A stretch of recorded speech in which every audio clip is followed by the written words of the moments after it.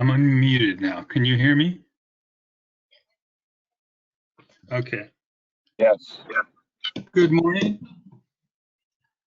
It's 9:01. I'm going to call the meeting to order at 9:01 a.m. Welcome to the board members and audience at home attending via the webinar.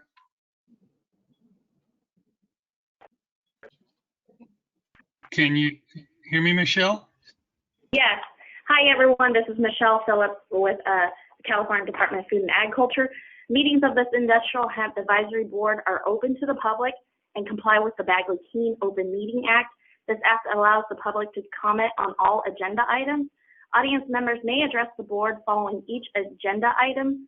All speakers from the audience are limited to 3 minutes. Are there any members of the audience that require accommodation in order to participate in this meeting? Please use the raise your hand feature on the GoToWebinar application or send a message to Industrial Hemp if you need accommodations to participate in this meeting. Well, hi, this is Richard, and I'm going to do roll call. And since we can't see each other, I'm going to go alphabetical order. I'll call your name, and if I pronounce it wrong, please correct me. And after I call your name, introduce yourself. I'll start with Dan Busick.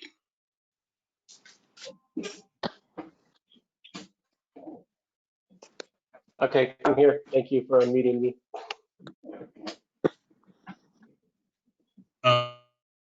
Joshua Chase.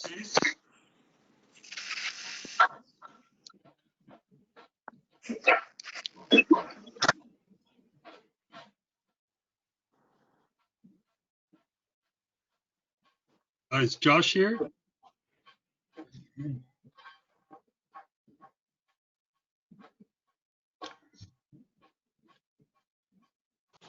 Okay. John Courier. Yes, here. Welcome, John. Would you like to tell us a little about yourself?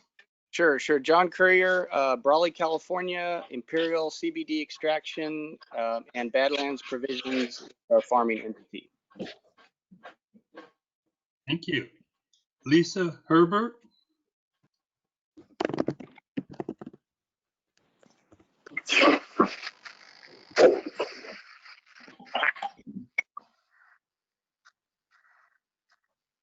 Are you here, Lisa?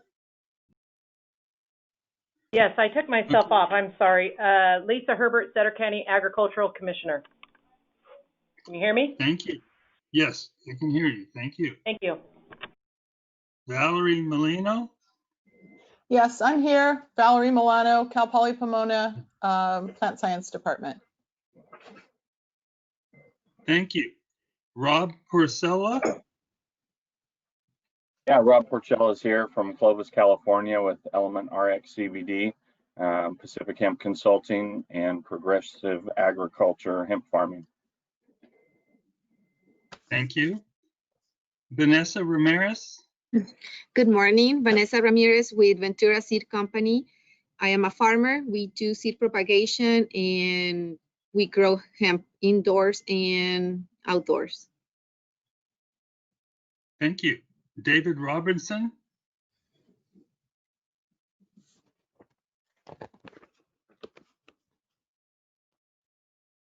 Okay, we'll go on. Richard Soria, that's me. I'm a retired horticulture instructor, and I'm also current pest control advisor. Richard, sorry, it's David Robinson. I'm here. I was just muted, and I'm off mute now. I'm here. Thank you. Okay, thank you, David. Lucas Wilson. Yep, I'm here. Can you hear me? Yes, sir. All right. I'm a hemp farmer up in Butte and Sutter County, and we grow and process hemp for us and neighboring farmers. Thank you. Lisa Zeese.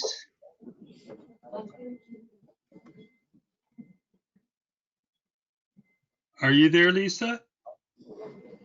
I am here. Okay, would you like to tell us a little about yourself? Co-founder of Melco. We make ingredients that go into personal care industry, and our customers wanted hemp, so that's why we're growing it and processing it. Okay, thank you very much. And moving on, all new members should have received an email with a copy of the guide to the Bagley-Keena Open Meeting Act, along with a copy of the oath of office and documents for travel reimbursement. We appreciate everybody submitting the documents in a timely manner, and we recommend that you take a moment to review the guide to the Bagley-Keena Open Meeting Act if you haven't already done so.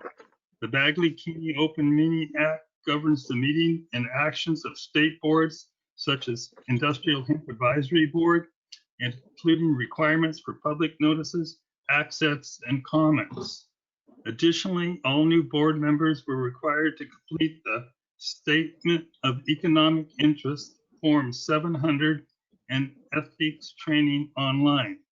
We can confirm that everyone on the board has taken the training and completing Form 700.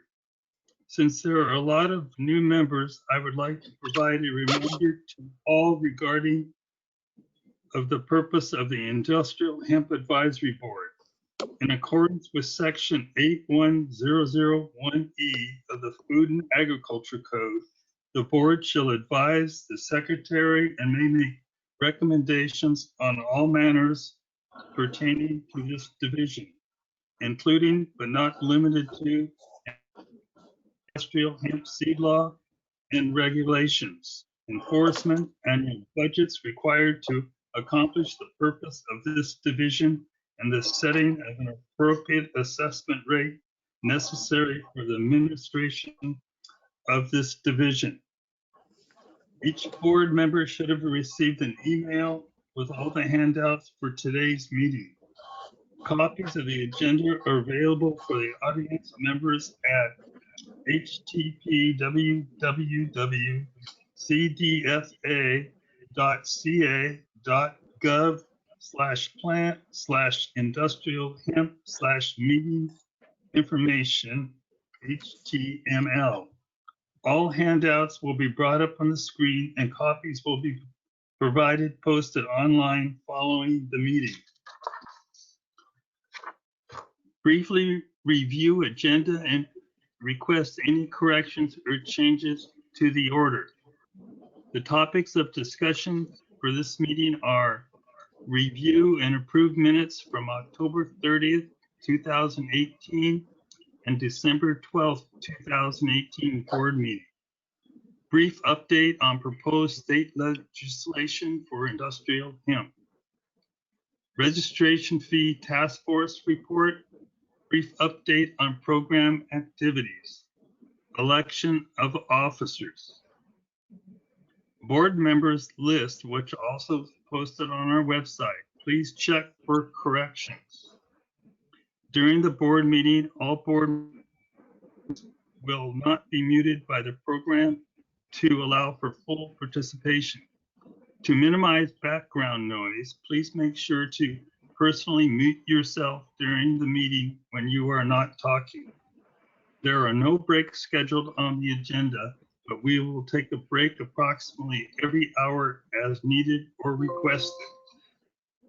Quick note on public comments. We will have opportunities for public comments throughout the meeting, as well as an opportunity for general comments at the end. For comments during an agenda item or pending board motion, please keep comments pertinent to the item or motion. At the end of the meeting, we will have opportunity for additional comments, both related to the meeting and for the items not on the agenda. We request all individuals who would like to comment on an agenda item to use the raise hand feature in the webinar. We also request for each speaker to state their name and affiliation before talking.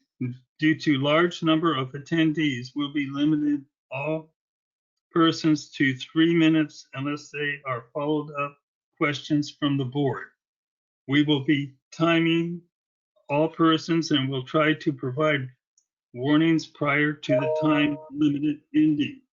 Thank you for your consideration, and we will try to provide everyone with an opportunity to comment during the proceedings.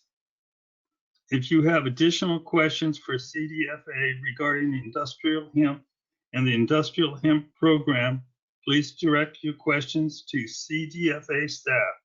You may contact them by emailing industrialhemp@cdfa.ca.gov or calling 916-654-0435. So review of Hi, and Richard. approval of minutes. Richard? Go ahead. Hi, Yes. this is Michelle. Before we move on, can we get confirmation that Josh Chase is on this call? We see that he's on, but we haven't heard him. So Josh Chase, Josh. can you? Yeah, go ahead. Yes, I'm here. Okay, you. Josh, you want to give a brief introduction? Yeah, this is Joshua Chase. I'm with Kumbaya Farms LLC. We're a hemp farmer nursery in Monterey County area. Thank you. Okay, I'll start here again. Today, we're going to review and approve minutes from October 30th, 2018 and December 12th, 2018 board meetings. We have handouts, minutes with attached. And are there any changes or corrections to the minutes as presented? I assume everybody has read the minutes. And are there any changes or corrections to the October 30th minutes? Okay, I don't hear any. What about any changes or corrections to the December 12th minutes? Okay, I don't hear any. And since there are no changes, we need to have an motion to accept the October 30th, 2018 minutes. And we might as well put it also with December 12th, 2018 minutes. Do I have a motion? David Robinson, make the motion. Do I have a second? Val Milano, second. Okay. So then, do we have any public comments? Okay, I don't hear any. So here we're going to do a vote. And in favor, I guess, how do we do the voting, Michelle? Yes. Calling? So for all board members, we're going to do a roll call vote. When your name is called out, please let us know if you are voting yay, nay, or you're abstaining from the vote. Richard, do you want to go through all the members that are present and get their votes? Sure. Okay. We'll start with Van. Yay. Okay. Joshua Chase. Yay. Okay. John Courier. Yay. Lisa Herbert. Yay. Valerie Molino. Yeah, yay. Rob Priscilla. Yay. Vanessa. Yes. Okay. David Robertson. Yes. Richard Soria. Yes. Lucas Wilson. Yay. Lisa Zias.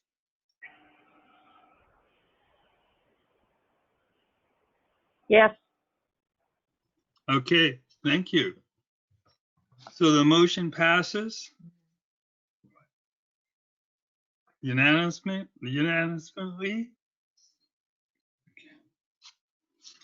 And today we'll have a brief update on proposed state legislation for industrial hemp. We'll have a discussion led by Patrick Rogan, California Hemp Consul. And we have a handout, the legislative update notes. Any further discussion or questions from the board regarding this agenda item? Let's go ahead, Richard, this is Michelle. Let's go ahead and see if Patrick is available and he can begin. It seems like he just unmuted himself. Patrick, can you try to speak, and we'll double check to make sure that we can hear you? Yeah, hi, good morning. Can you guys hear me okay? Perfect. Yes, sir. All right. Good morning, Patrick Goggin, California Hemp Council, attorney for Hoban Law Group. I'd just like to extend my congratulations to all the new board members. I've been working closely with CDFA and the California Hemp Council, and working on hemp advocacy going back in the state, going back to 2005. And we've been working on presenting updates to both federal and state legislation since the inception of the board several years ago. I'll just start by saying that last year we were successful in passing two pieces of, well, actually we were successful in passing one piece of legislation, which was were some amendments to the Food and Ag Code. We had been attempting in the 2019 session to address the CBD FAQ that was issued in July of 2018 by the Department of Public Health, indicating that hemp and hemp extracts are an adulterant and an unapproved food additive. We got pretty close to the end of the line for success in 2019, only to have the bill die in the Senate,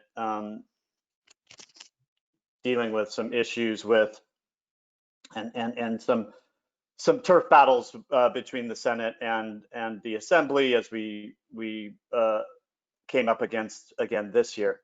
But there were issues with that bill, AB 228, and we had to work out various testing and labeling provisions, and most importantly, we had to get the Department of Public Health on board and the governor's office on board, and dealing with some challenges and pushback from the cannabis industry and on testing and so forth, which we did. We worked hard over the off session. We came back in the beginning of the session in 2020 to have a revamped AB 228, as well as a Food and Ag Code bill that would bring amendments aligning our code with the USDA's interim final rule that was issued in October of 2019.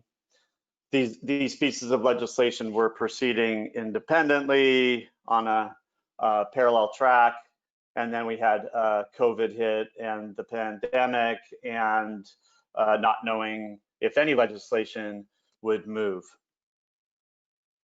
It turns out that both the authors of the Food and Ag legislation, Senator Wilk, as well as the Assembly member author of the manufacturing legislation, were committed to pursuing the legislation in spite of COVID, as the Food and Ag legislation really is needed for the alignment of the Food and Ag Code with the IFR, as well as needing to address the CBD issue, and the fact that we need consumer safety protections in place. These products are out in the marketplace, and it would also enable the industry to really expand. So, but what we didn't know was how this was going to occur, given the fluidity of the session. And it wasn't, unfortunately, until mid-August that the governor's office finally came to the table to work on the legislation. And at that point, the legislation was combined into a bill called AB 2028. And the problem and the challenge that was faced was basically that we had 2 weeks to try to race to get legislation passed by August 31st. And unfortunately, it died. Fortunately or unfortunately for some, it died, and in large part because timing rules were not waived.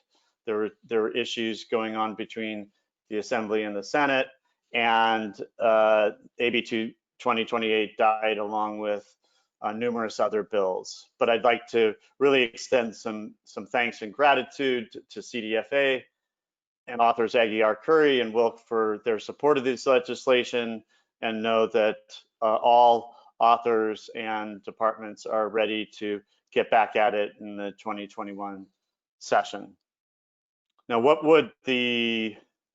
specifically, what would the AB 2028 have done? On the ag side, as I said, it would have aligned our code with the interim final rule, as well as allow for the state plan to be fully submitted and approved. It's in process right now. I understand it's just waiting for some approval with the governor's office, and I think we'll have an update on that later today. That said, what the provisions included in the bill would have included and adopted a measurement of uncertainty under the lab testing provisions of the code, which allow for, say, it's essentially a margin of error if there's, depending on the testing equipment used and the protocols, there's always a little bit of a fudge factor, and that would have allowed for that. And then there's a few other provisions included farmer reporting to the Farm Service Agency on farming data, locations, and acreage and such, as well as providing agricultural commissioners, county commissioners with inspection and enforcement authority, along with some other technical amendments. And then significantly on the hemp manufacturing program, the main approach here and objective of the legislation, as I indicated, was to make CBD and hemp extracts and declare them not to be an adulterant, and that they would be allowed as food additives and in beverages, dietary supplements, cosmetics, and pet foods. And importantly, at the forefront of this is to provide consumer safety, and as well as would have provided an economic boon and one of the greatest growth opportunities in the US's largest state and largest economy and the largest population. We've got a number of mainstream companies sitting on the sidelines in this industry waiting to jump in and waiting for California to pass legislation. And significantly, as part of these, negotiations and understanding the context here, we're really trying to move mountains. The CDPH is an extension of the FDA in the state. The CDPH's position on CBD is really an extension of FDA's position at the national level. The industry's been pushing the FDA to adopt regulations and rulemaking to allow for CBD in over-the-counter hemp products, food, dietary supplements, and so forth, and they've been dragging their feet on it. Essentially, that issue, and the spotlight at the national level came to California, and what we were left dealing with was almost essentially negotiating with the FDA. And it was inside of a truncated period of time. It was very, very difficult. That said, we a number of onerous provisions that CDPH was trying to impose, including limitations on interstate, out-of-state manufactured products coming into the state. We got that removed. They wanted age restrictions. We got that removed, and they wanted serving size caps. They wanted that, and we got that removed. So there were a lot of things that were negotiated rapidly. At the end of the day, we got the bill died. That said, we made a lot of progress, and we will continue to move forward and work and negotiate these items with the governor's office, the CDPH, and all the stakeholders. What it would have done is, as I indicated, I think that it would have set really a national standard that many components of it would have been or will be in the future adopted by the FDA. It requires that manufacturers get food processing facility licenses. It incorporates stringent labeling standards on par with other states. It requires the same testing as cannabis, but not the same protocols, and not in BCC licensed labs for that requirement. It could be those labs, but it's not required. All finished products are required to be below 0.3% THC. And then there would be rulemaking that would come in and address any age limits if they're warranted, any serving size caps that may be warranted, and then an important issue is in process extract THC limits. And as we all know, when hemp is being extracted and converted into oil, the THC rises, and there needs to be some allowance for that in that what we refer to as in-process hemp, and that it be B2B and not get out into the retail marketplace. And ultimately, it's going to be the finished product THC limits that are critical here, but there may be ultimately some caps for in-process hemp that are established. And finally, I'll just reiterate that the authors are committed to reintroduction next year. It will allow us more time to refine and negotiate important provisions here, and it will also allow us to work on smokable hemp products and a regulatory structure for that. That became a big issue in the negotiating process and in the deliberations. And the governor's office was really adamant that there be a prohibition, and we fought back hard on that. We do believe that there was some wiggle room and some loopholes in the language. However, since it wasn't adopted, we don't have to go there. That all said, we are committed. I can tell you CHC is committed to rolling up our sleeves and working on this issue. CDPH doesn't have regulatory authority over these types of products at this time, so it may not be CDPH that is the agency that ultimately has regulatory oversight over those products, and it could be a different agency, the Bureau of Tobacco and Firearms, or some other agency. But that's a 2021 issue. All of this is being pushed forward to 2021, and we hope to find success then.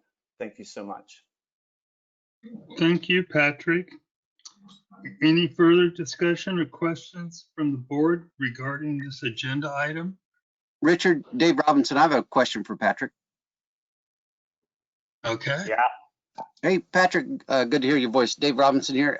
On the in-process extract THC that you discussed, just to kind of put it in context, so if it starts out as hemp, obviously less than 0.3%, what's the, from the law enforcement perspective, are we are we going to be able to take that, the in-process extract in THC, is it really going to go that high, or is it just that it goes a little bit above that 0.3% threshold?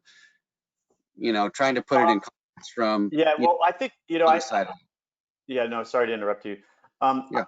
You've got board members that might have more experience or expertise in that area. So, you know, I would defer to them. That said, you know, my understanding is that we're talking about it could potentially rise to 1 to 2%. But ultimately, in practice, it's diluted, or it's brought back down to that 0.3%. And, you know, we're working, this has always been an issue that we've all been, you know, concerned about. And the most important thing here is that we regulate it and provide rules for everybody to follow. And by not providing rules, we are keeping it all open-ended. But I think it's, you know, you might want to hear from some other board members on that. Thank you. Thank you. Any other comments from the board regarding this agenda item?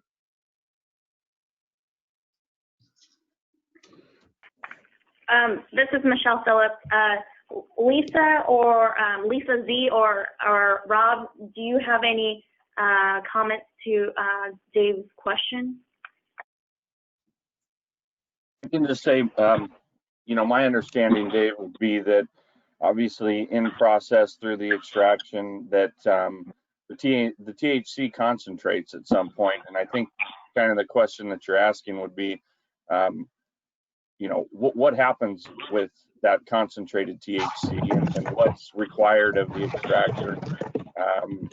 What are they required to do with that when they have concentrated THC that is above the 0.3%, right? And you know, what is the procedure and what are they supposed to do with it when they have that concentrated form? Because my understanding was that you can get probably even higher than 1 to 2% depending on, you know, to what degree you're concentrating the THC. So there probably would want to have some sort of, you know, guidance on how to handle that. Yeah, thank you. I appreciate that. And that's what I was kind of trying to get at, is if you start with marijuana THC, you know, at 15, 20%, you know, and extract that, it's going to be at a whole different level than THC at 0.3%. Yeah, and I would comment that you know, there is a DEA rule that came out in August that you know, I can tell you that the industry is going to be challenging that rule, and they're throwing a lot of confusion in the marketplace by that rule, and really what they're saying that, you know, there's a literal interpretation that they're making that if any extract or derivative goes above 0.3% THC, that it's no longer hemp, and if that would effectively make the Farm Bill impracticably feasible to comply with and or carry out, and it would render it moot. So you know, the issue is going. You're going to see this issue continue to be addressed both legally, legislatively. We'll see it be addressed in other states, but it's going to be out in the forefront in the media, and that may be a good thing, because it's going to get the regulatory bodies and the legislative bodies together to address it and to adopt rules like they have in other states, like in Colorado.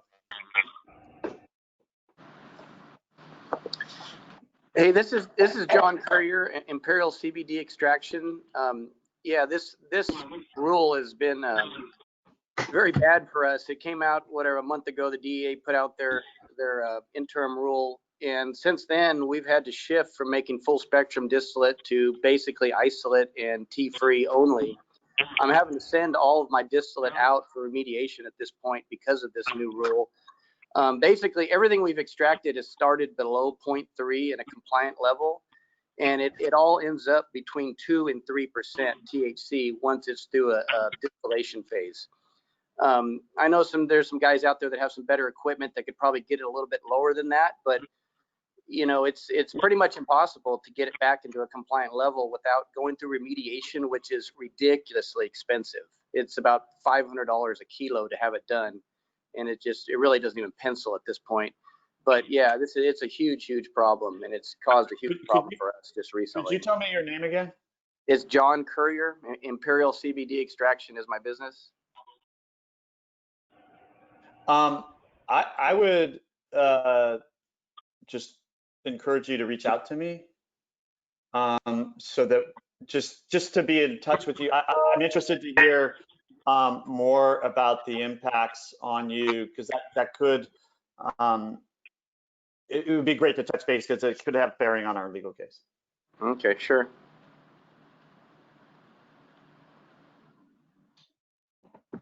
Hi everyone, can you hear me? This is Rachel O'Brien with the Department of Food and Agriculture. I don't mean to jump the queue of questions, but I'd be remiss if I didn't kind of add my voice to Patrick's and just extend my appreciation.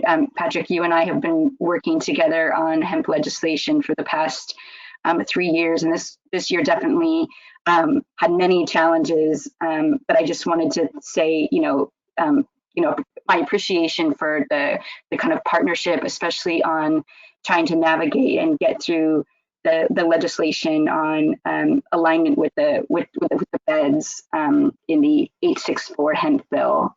So just thank you on behalf of the department for lending your expertise and when you could.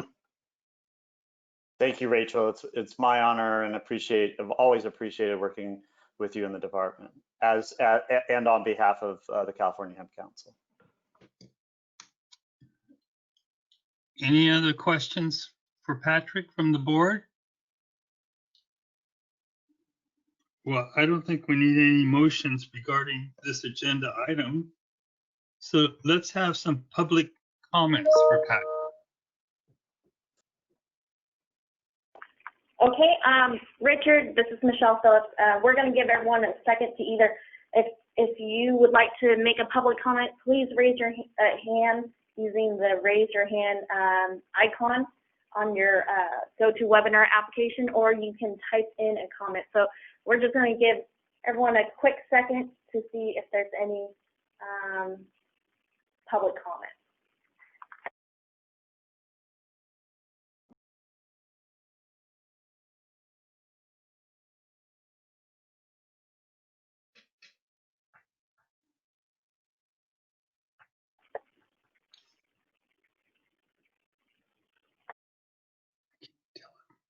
You just have to wait. There's one bed that you can tell me.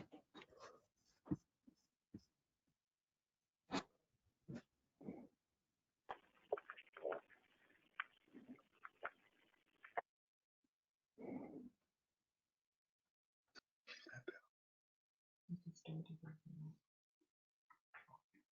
That's not good. Well. Oh.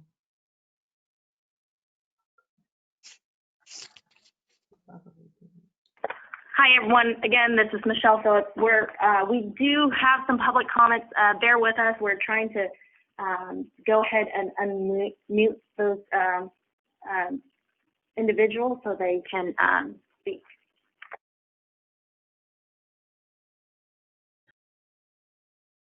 Oh, okay.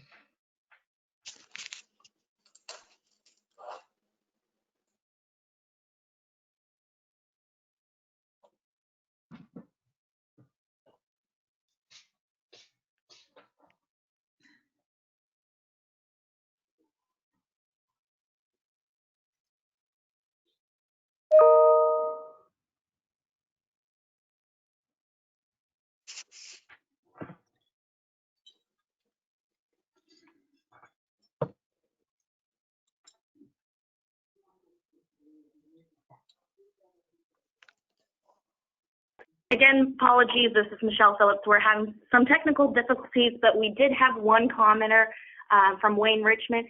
He's asking for Rachel O'Brien to reintroduce herself because he missed it. So Rachel, can you go ahead and introduce yourself? Yes, hi, this is Rachel O'Brien. I am the Deputy Secretary for Legislative Affairs for the Department of Food and Agriculture. And if anybody, ever needs to reach out to me, you can find me at Rachel, it's RACHAEL .O'Brien, OBRIEN, at cdfa.ca.gov. I told her, don't answer. Michelle, this is Law. Can you hear me now? Yep, we can hear you. Okay. We'll go ahead and start with our first hand raise, which is Justin Eve. And if Justin, can you, for anyone who did raise their hand to speak, if they can just restate their name and their affiliation if possible.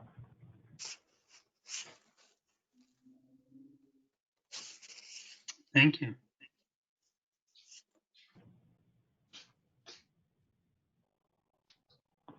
So Justin, you are unmuted, but you have yourself self-muted.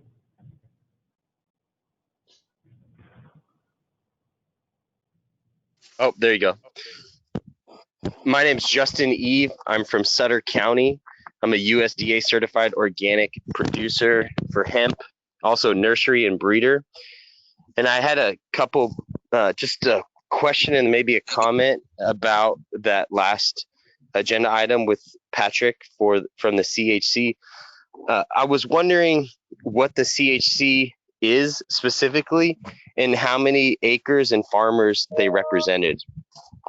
And then my comment would be that I know there's a lot of conversation around CBD and THC, but I know the entire industry of hemp is not just made up of those components, although there is a lot of hyper focus around that. And if we're going to follow lead or suit, I really like what North Carolina and a few other states have done, where they're focused on creating this as a food and an agriculture commodity and not a drug. And I truly believe if we set the tone moving forward for the next 3 years for this board, that if we focus on creating an agriculture commodity and a pathway for dietary supplements, food, and other things like fibers and textiles and energy and all those other things, and we kind of shy away from so much conversation about CBD and THC and extracts, that we're going to make a lot more progress and open the doors for some of this bigger acreage to come online in California. So that's all. I'm just trying to identify, who's representing what, because I do believe this should be a farmer-ran industry, especially that it's being regulated by the CDFA. So maybe if we could hear a little bit more about, the weigh-in of CHC and the type of farmers they represent and the type of acreage and the things that they're focused on, hopefully outside of just CBD and THC. Yeah, thanks, Justin. Really good to hear your voice. And, I look forward to ongoing and continued dialogue and conversations and relationship. CHC is an industry funded board with membership. It has farmer membership. We're always looking for more farmer membership. I'm in campaign mode to get farmer representatives on our board, so would like to continue that discussion, and I think we've got that continuing to develop. How many acres under farm by our members? I don't have those numbers. But I can tell you that we view obviously it's the farmers that make this industry, and while the negotiations on the legislation was really difficult, we were fighting hard for the farmers, and I can't agree with you more that this is not, the CHC is not a hemp extract or a CBD focused organization. It's an industrial hemp focused organization. We agree with you. We see everything, all these products as food. and agricultural products and driven, as well as the importance and need to develop up the both the grain and the fiber side of the industry. The challenge is capital and infrastructure and investment. And until we have a hemp manufacturing bill that removes CBD as an adulterant, we're not going to see the type of investment that we need. It was in the 2000s, it was hemp foods, the hemp seed and oil that was driving the industry. It wasn't fiber or industrial production. Right now, it seems that the flowers are driving the industry. But in the future, we believe, and we agree that it will be the industrial applications. We just have to build that bridge, and that's what we're working to do, and we're continuing to work on every day.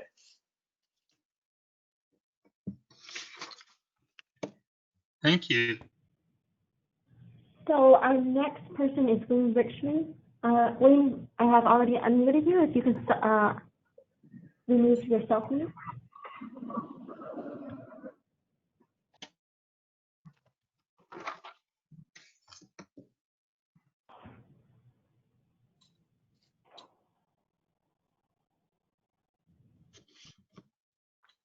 Wayne, you have been unmuted, so if you can just remove yourself now.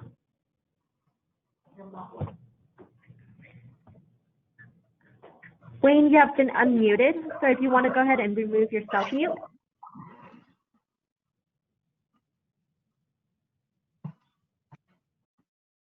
Yes, I didn't have any particular question. I think that Justin asked the question, and we appreciate Patrick giving us an update. Thank you very much. I'll get back. Good to hear your voice, Wayne.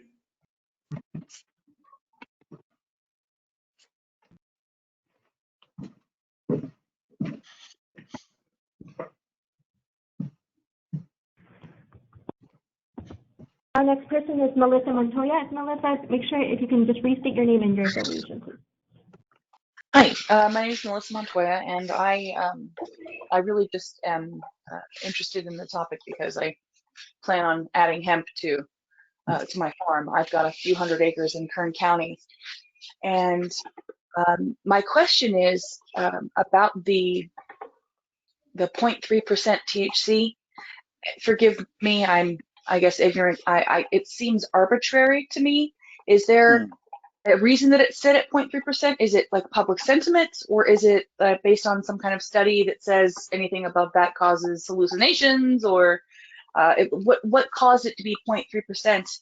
And is that really gonna, obviously it's gonna get in the way when it comes to extracts. I personally wanted to get into it because of the fibers and the seed, but I see that there's obviously a lot of discussion about the flowers, and I hadn't really considered that. So I'd like to understand where that 0.3% comes from. Yeah, you know, that's a really good question.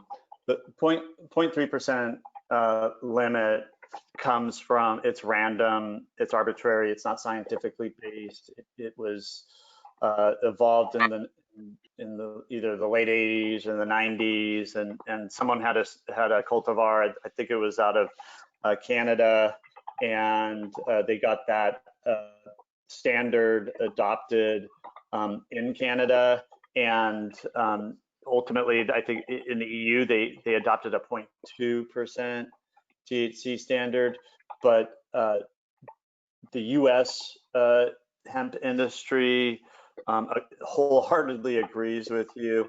It doesn't make a lot of sense. 1% makes a lot more sense. It's probably more a lot more scientifically justified, and we'll continue to work on increasing that limit at the national level. It's really it's going to be driven at the federal level, and I would anticipate that the earliest that we would see that change would be in the next farm bill in 2022.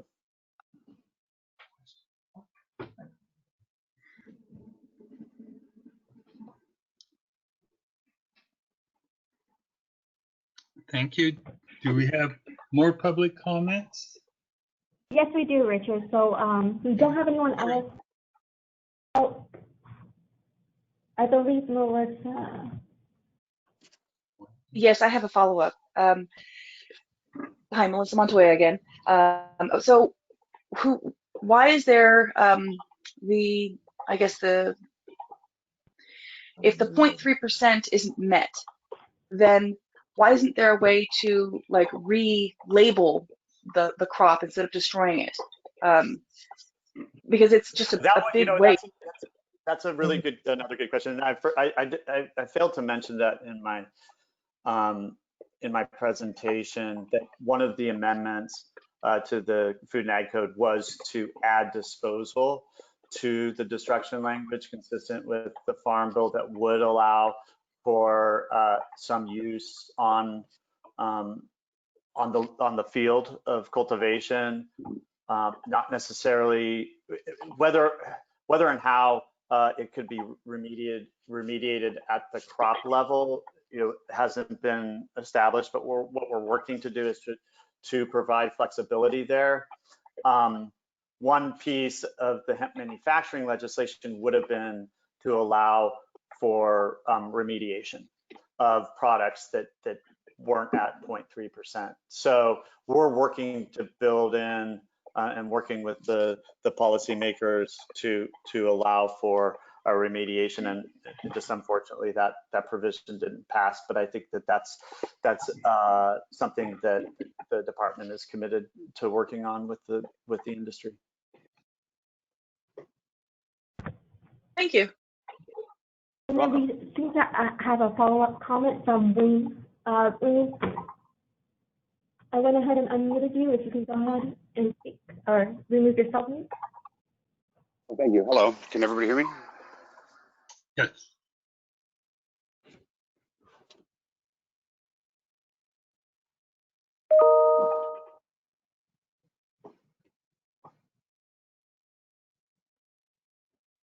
Did we lose you?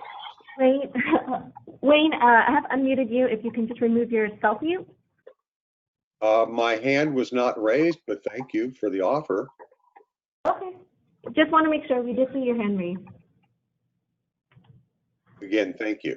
I appreciate that attention. Go ahead and the next person is Alex Dixon. Alex, if you can just restate your name and your affiliation. Hi, good morning. My name is Alec Dixon, and I'm one of the co-founders of SC Laboratories, cannabis and hemp testing laboratory in California and Oregon.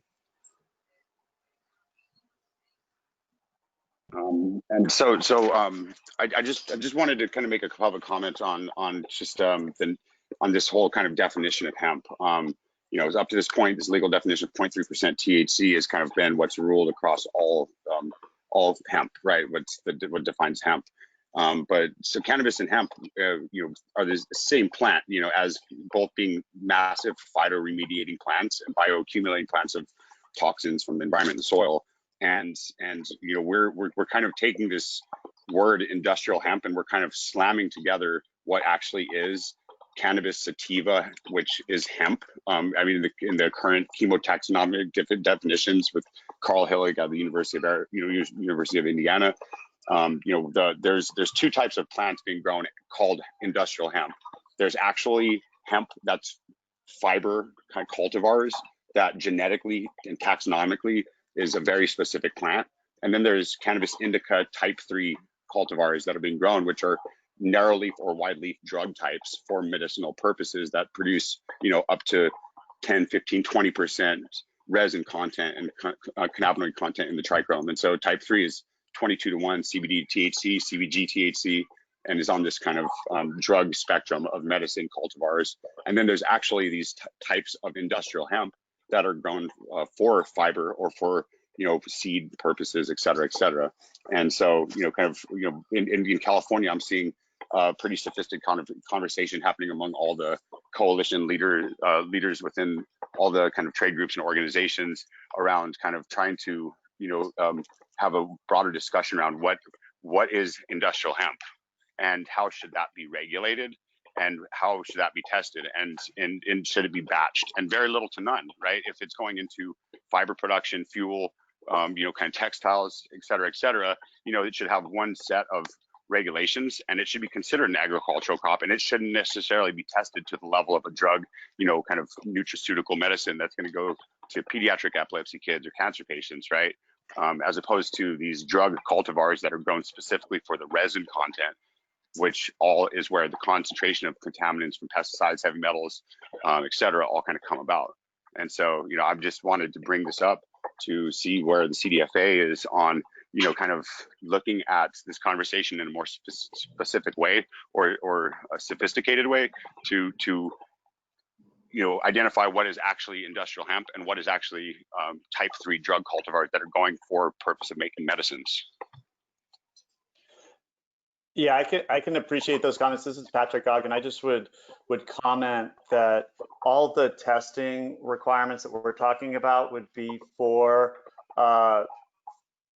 hemp that is and in food and dietary supplements. What's going to be consumed by folks? That the testing requirements that we're talking about are not required on the ag side and the industrial side. The only testing requirements there are for THC. Thank you for that clarification. You're welcome.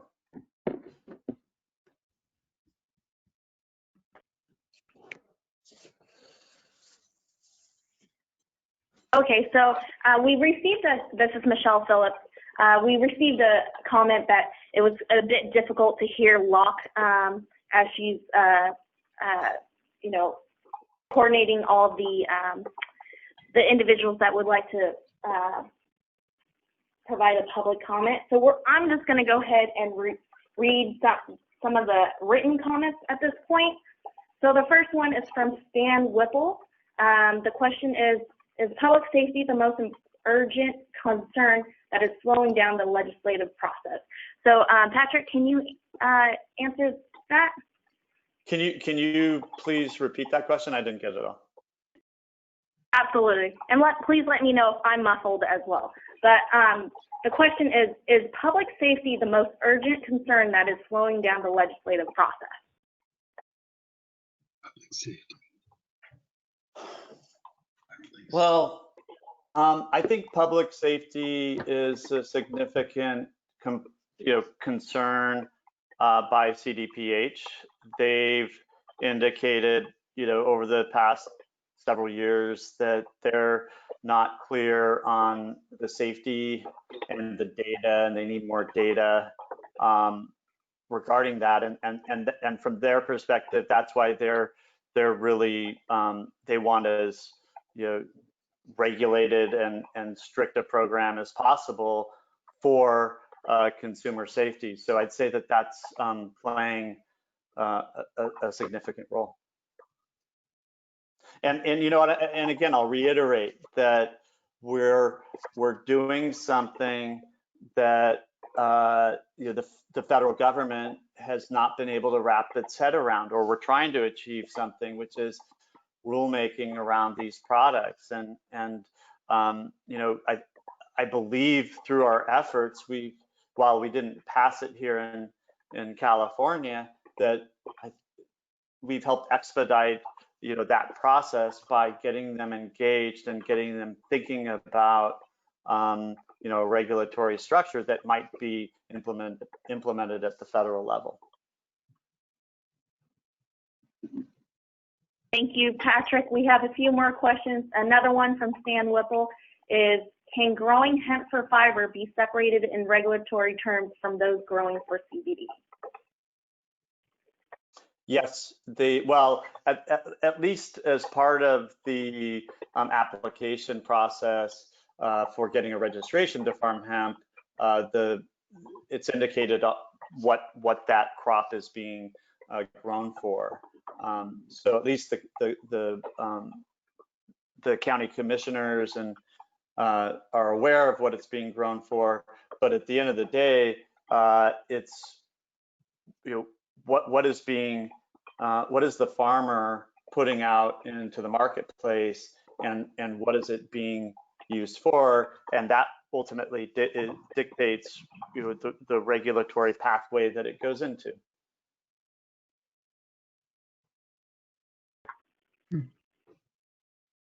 Thank you, Patrick.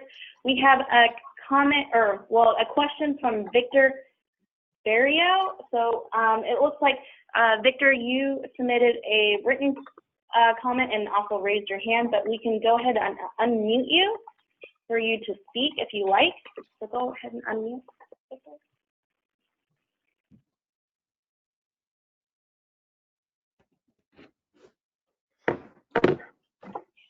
Hi, my name is Victor Barrio. I'm with a company down in San Diego County called Stratus Manufacturing LLC. We mostly focus on smokable hemp flower that we sell throughout the whole entire country. My biggest question to you guys is the state of California, we used to be in the cannabis space, we jumped out of there, has extremely stringent rules when it comes to testing compared to any other state. We feel like Oregon has really the best standards that are kind of right there in the middle that are fair for everybody. And so I'm wondering why you guys are taking the approach of doing the same testing standards for industrial hemp when it's much more stringent than USDA would even really mandate. And so, you know, for me, I would be getting crop from other states, also from here, so it wouldn't pass necessarily here, and then I wouldn't be able to put my USDA stamp on it.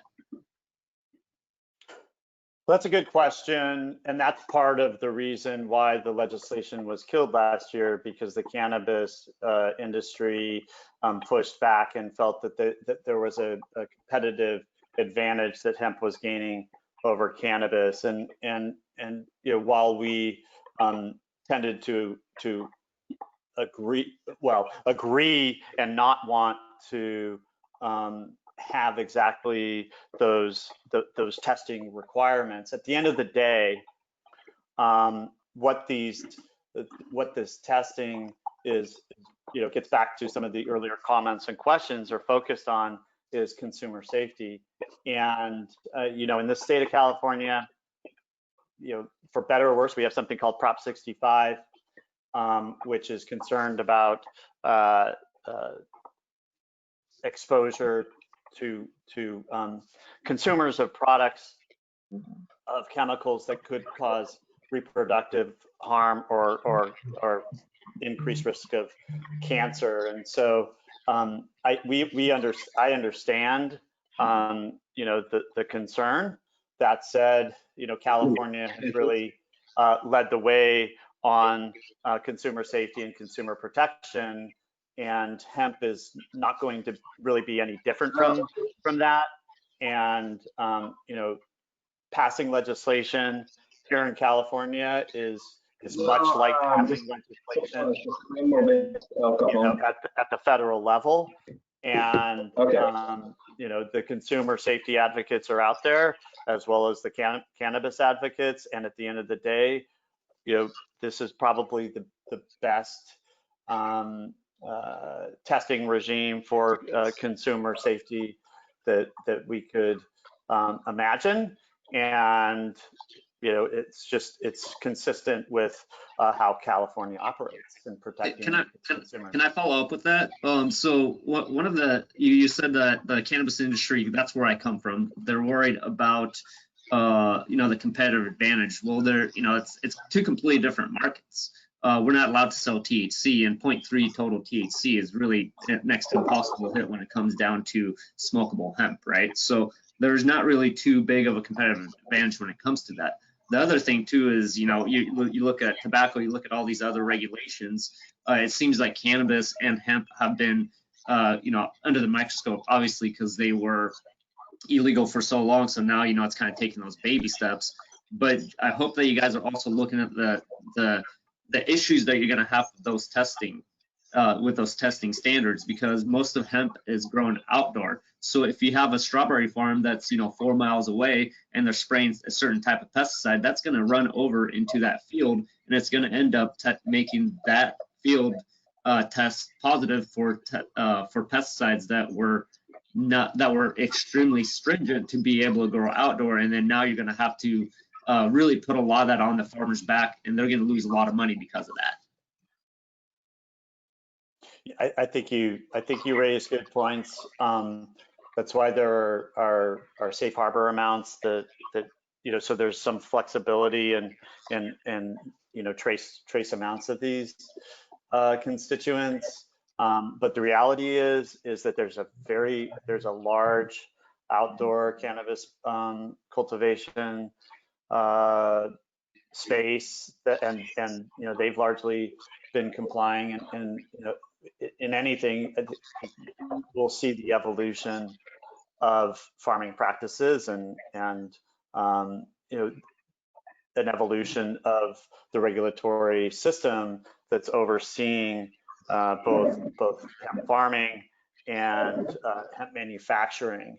And you know, oftentimes when you start and you initiate regulatory systems, you know, you don't get it right, and the regulators will continue to look at that, and the constituents and the stakeholders will continue to look at that and work together to refine those regulations. If it's too onerous and it's not making sense, then you know, everybody collectively will get back at it and work to make adjustments. Thank you. You're welcome. This is Michelle Phillips. So it looks like Alex Dixon has a follow-up question. So Alex, you are unmuted. Hi. Yes, thank you. I just actually wanted to kind of, you know, just add in from the following comments. You know, Oregon for you know, from my experience, kind of did a really great job. And you know, what we've seen kind of in California is, you know, from the time legalization of cannabis happened, you know, each state took a crack at trying to test and regulate cannabis in a way for public health and safety. And for what it's worth, kind of at the beginning, Colorado and Washington both got it pretty wrong. You know, they didn't put any regulations around pesticides. They only regulated yeast and mold and bacteria levels, largely, which are benign, non-pathogenic, and created one of the highest fail rates in the state for these benign arbitrary microorganisms. You know, Oregon kind of created some robust pesticide testing standards that really changed the game in a lot of ways for every state to come to follow off of. And you know, but again, I mean, so cannabis and hemp, you know, are the same plant in that they are phytoremediators of toxins from the soil, bioaccumulators of toxins within the plant, and heavy metals. You know, I mean, it's like, you know, just because it's not tested for in food or in hemp in Oregon doesn't mean that, you know, 15 part per million of lead isn't very common in cartridges that leach lead from all the solders, or from the dust from a depleted field next door that foliar kind of applies arsenic, lead, mercury, and cadmium, you know, onto the flowers of the hemp plant that are then going to be sold for flowers for consumption. And so, you know, I just wanted to kind of, you know, just add that point of context, you know, to, again, thinking about how, you know, I mean, because the Federal Rodenticide, Insecticide, Fungicide Act, you know, establishes the basis for each state to have their pesticide regulations and to you know, kind of qualify pesticide applicators, you know, and you know, drift isn't something that we should just think is normal. You know, when farmers are actually spraying under the federal guidelines of FIFRA, you know, drift isn't necessarily something that we would even necessarily see. But whenever they're not being applied and followed, you know, kind of, you know, what we're seeing is, yeah, hemp and cannabis farmers are being affected, but does that mean we should, you know, dupe and lower to the standards of ag, or should we hold them to a new high? And when it comes to, you know, kind of accountability and liability, you know, a farmer spraying pesticides and affecting a neighboring farm, you know, there's crop insurance, and there's steps that you can take to ensure that the farmers in the community around you are spraying accountably. And so, you know, again, I just wanted to kind of bring that point of context, because, you know, cannabis is now, and hemp, or not hemp, excuse me, cannabis in California is now cleaner than food and cleaner than a lot of water across the nation. And so, you know, should we create a system where we can have, you know, kind of a new standard that we can bring agriculture more accountable towards, or do we just want to release all the testing regulations that are the lifeblood for public health and safety?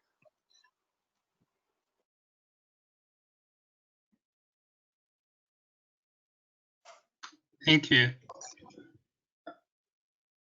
Are you there, Patrick? Oh yeah, I'm still here. I appreciate those comments.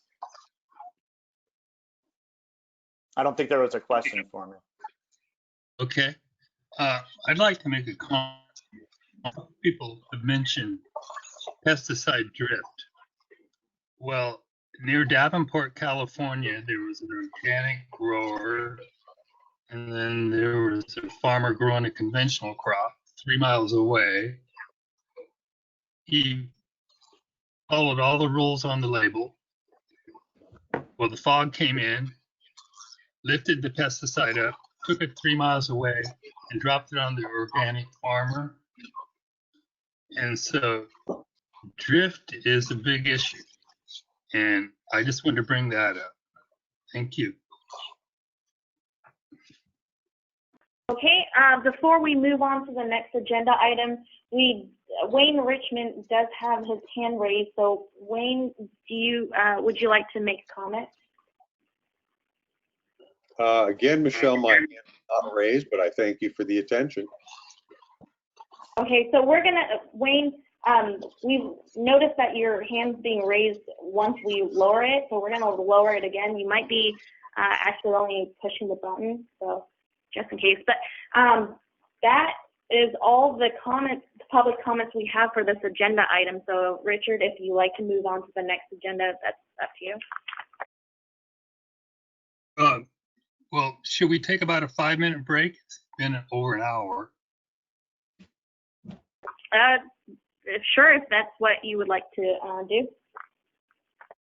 Okay, let's take a 5-minute break. 10:12, we'll start at 10:17.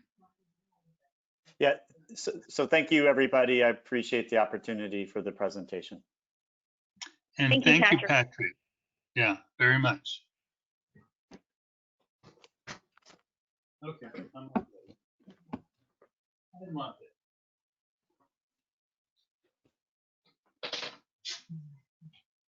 The lettuce goes in to the work. The first, well, I don't know how to describe it. The one closest to the barbecue pit, that's the lettuce. Well, you got the big one first. Okay. And then go to the lettuce. And then we have other stuff called greens. Those are lettuce. Plant that next to it. After that, you got those other greens. I think you got spinach and some arugula. I'm trying to for all the leafy vegetables in that first bed.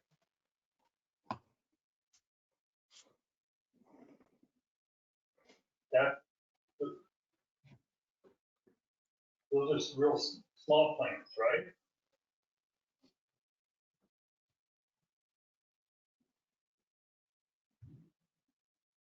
Okay, no, none of the chives or anything go in that bed. Just leaf. I want leafy vegetables.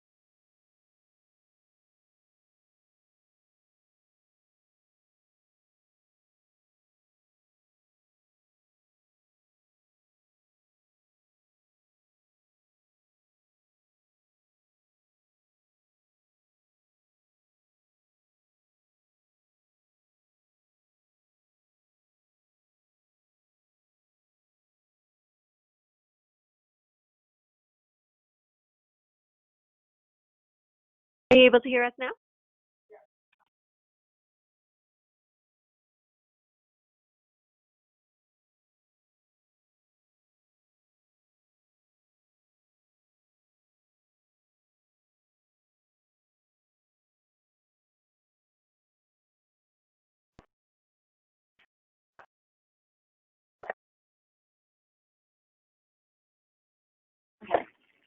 Hi, everyone. It is 10:18. This is Michelle Phillips.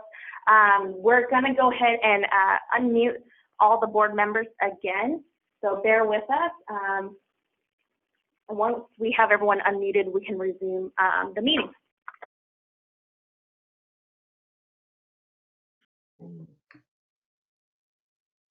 Okay, let's call the meeting back to order. And next on the agenda, we've got the update on industrial hemp program, revenue, and budget. And Michelle's going to do that.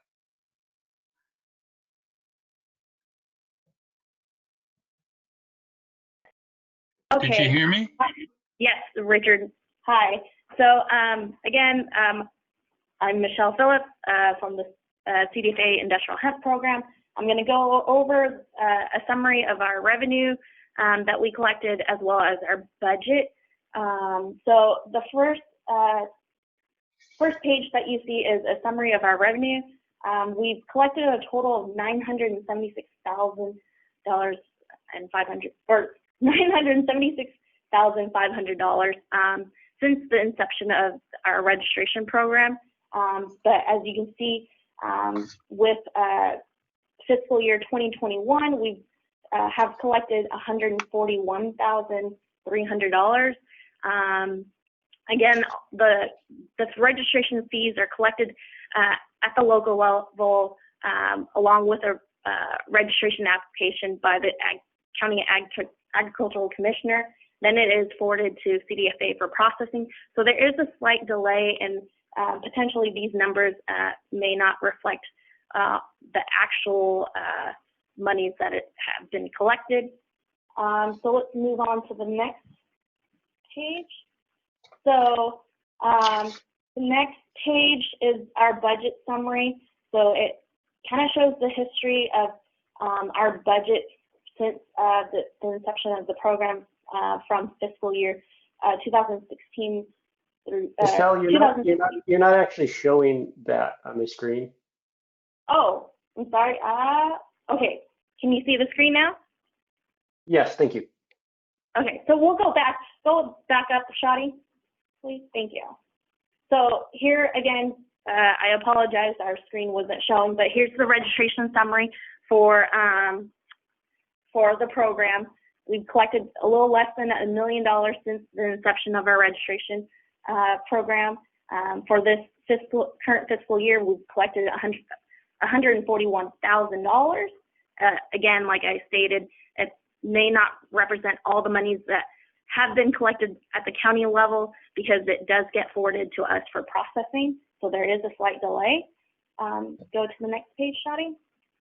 Okay, so here is the budget summary. It outlines our annual budget by fiscal year since fiscal year 2016-17. This is something that we had presented to the board a few board meetings ago, and this is just us updating it for fiscal year 2021 and for fiscal year 1920. Since fiscal year 1920 has passed, this now reflects the actual expenditures for that year. If you compare fiscal year 1920 to our projections for 2021, there is a little bit of a difference. I'll kind of highlight the differences between the two. So starting with personnel, the changes from fiscal year 1920 to 2021 was that state employees were subject to a 10% pay reduction for the next 2 years. So the total personnel cost reflects that. However, we are in the process of hiring an additional staff member. So we included in the personnel service expenditure the cost of an additional staff member for 6 months.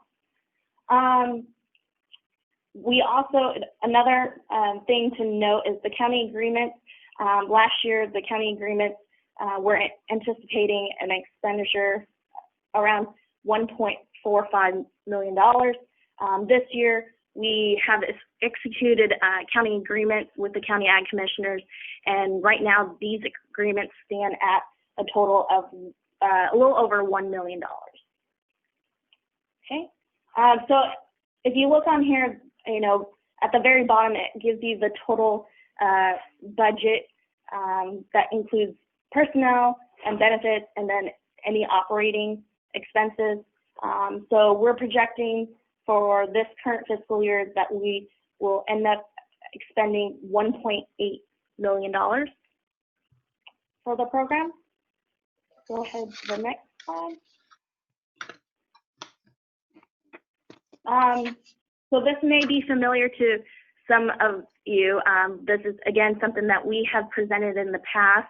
It's called the fund condition. So basically it shows the revenue that we collected in each fiscal year as well as the expenditures, and then it outlines our ending balance for the program. So if you look, since we started, obviously we had more expenditures than what we are collecting on revenue. If you look at the current fiscal year 2021, based on our projections for the budget, we will end up in the ending reserve balance of a little over $3.1 million. And if we continue to collect registrations, well, actually, I take it back. So for our projections for 21, 22 and fiscal year 22-23, you'll notice that the registration fees slightly increased, but that's because we're projecting that we would be collecting 550 registrations at $1,200 per registration instead of the $900.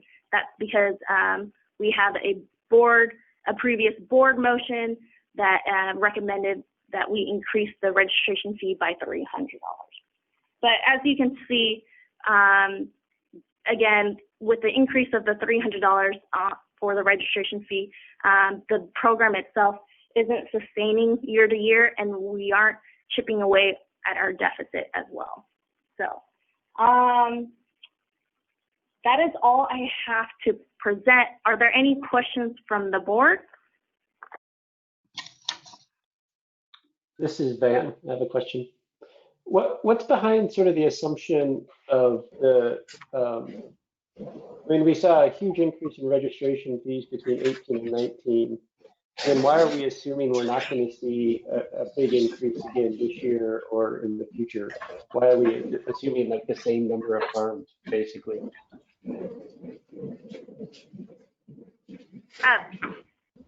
I'm sorry, was that Van speaking? Sorry, yes, this is Van. Sorry, Van, you were a little muffled, so I couldn't quite understand everything that you stated, but I believe you were asking why the difference in the registration activities. No, I was asking, it seems like there was an assumption made in these projections that basically the same number of registrants were going to take place every year. Where what we've seen in the past years is actually we're getting a lot more farms every year. And so I'm curious why we assume that we would not be getting more farms in the future. Oh, yeah.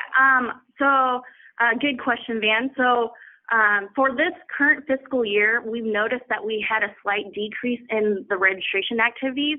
I can only speculate on the reasons why, but I assume it's because the fact that there are reports that growers have not been able to, sell their crop. There's concerns regarding the changing, requirements for cultivation. Also, we had implemented, I don't have the food and ag code section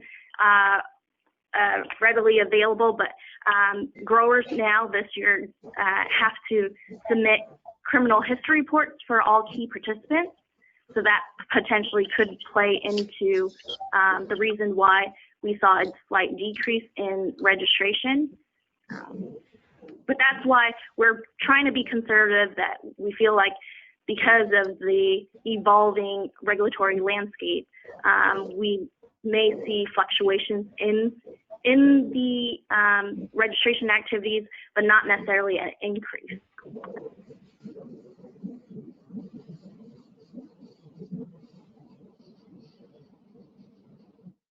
Okay.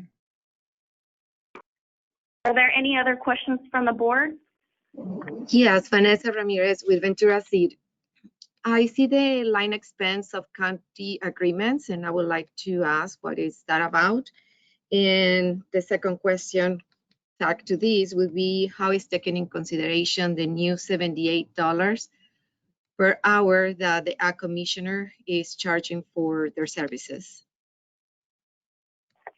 Okay, so in regards to the county agreements, so basically FEC 81005 allows the department to establish a registration fee, and that fee is collected from the commissioner.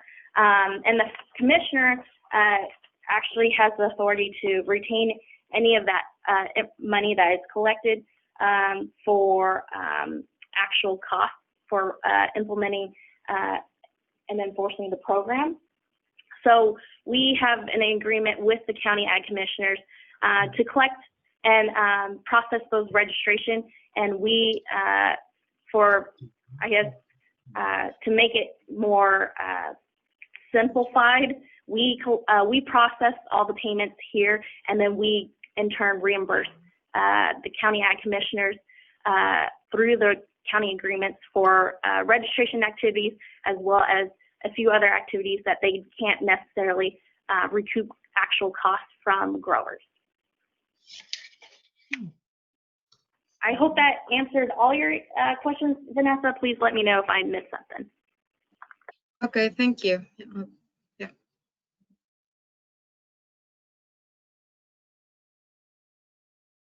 Do we have any other questions from the board?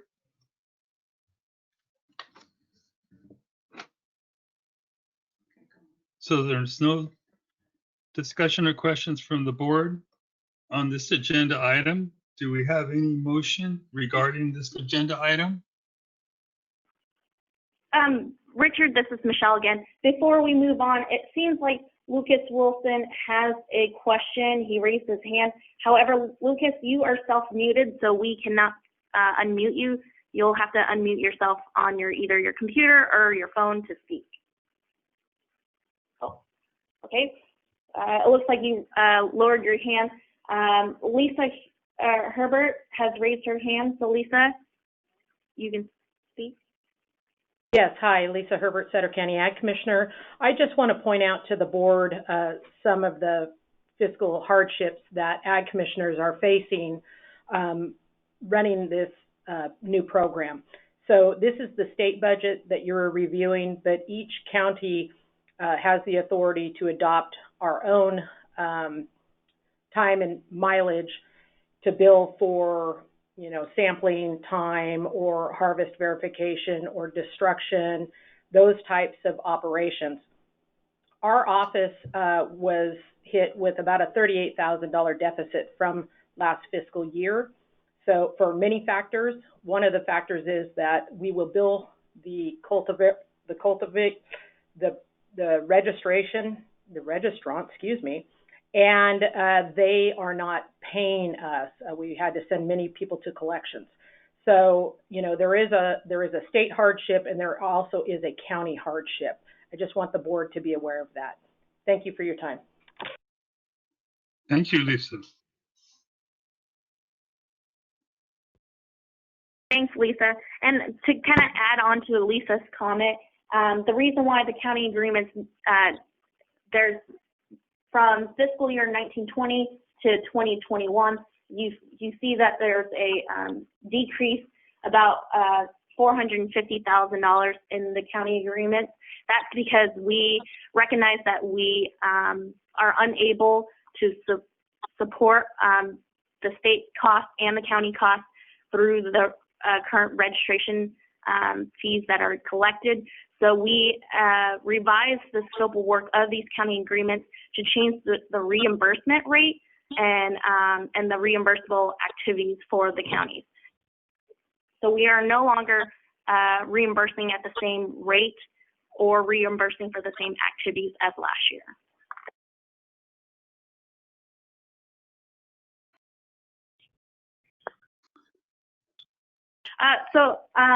Before we move on to public comments, Lucas did type his question. His question is the registration fee the only money coming into the program, or is there additional funds coming somewhere else? The program is continuously appropriated, so the only funds that we are getting is through the registration fee.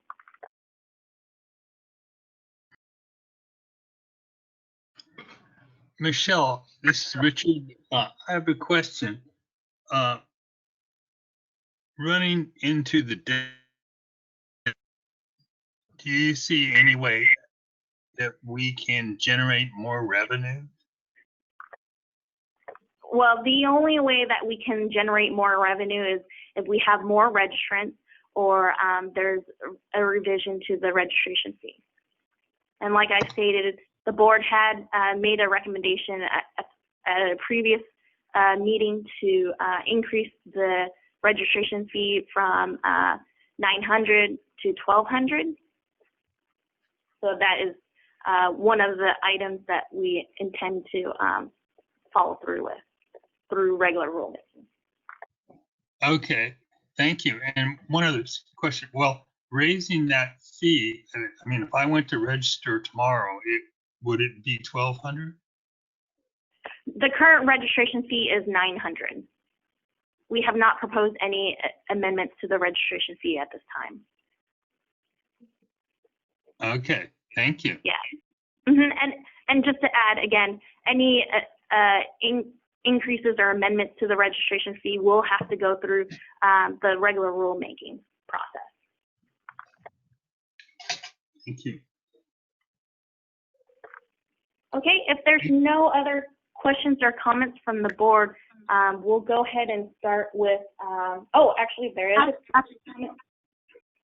Go ahead. I was going to tell you, Michelle, we do actually have, Lucas did have a follow-up question. And it was addressed to Lisa. He was wondering, what is the biggest cost to the Agricultural Commissioner's Office? Tax on sales, volume of product entering the market, and is there a number of registrants or acreage? My apologies. So his question is, what is the biggest cost to the Agricultural Commissioner's Office? And that's for Lisa. And if there is any numbers of registrants or acreage that we could provide. So I'm sorry, this is Lisa. I'm not clear number of registrants and acreage for Sutter County or that CDFA would provide. And the biggest cost to the county is it should be a fully cost reimbursable program. So there should be no county input to the program. It should be all paid by the industry.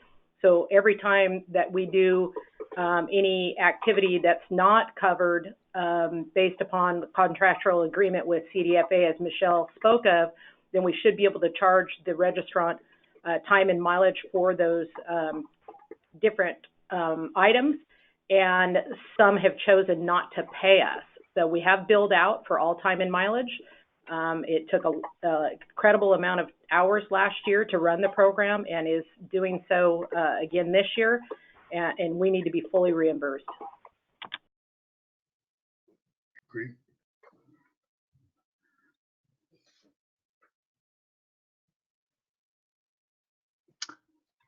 Any other questions from the board?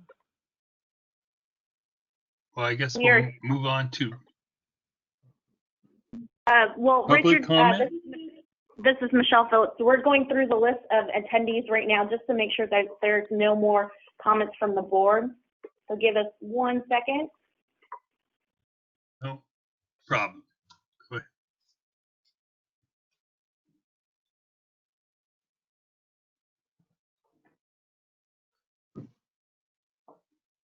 Okay, there's a question from Lisa. She asked, do we need to approve the finances? In preparation of this agenda, I did not intend on having or requesting approval from the board on these finances. However, if the board would like to discuss and make a motion, the board can. Valerie Milano had the same question, do we need to accept this budget? Again, if the board would like to make a motion, that is up to the board, but I'm not currently seeking a motion at this meeting. Hey, Richard, it's Dave Robin.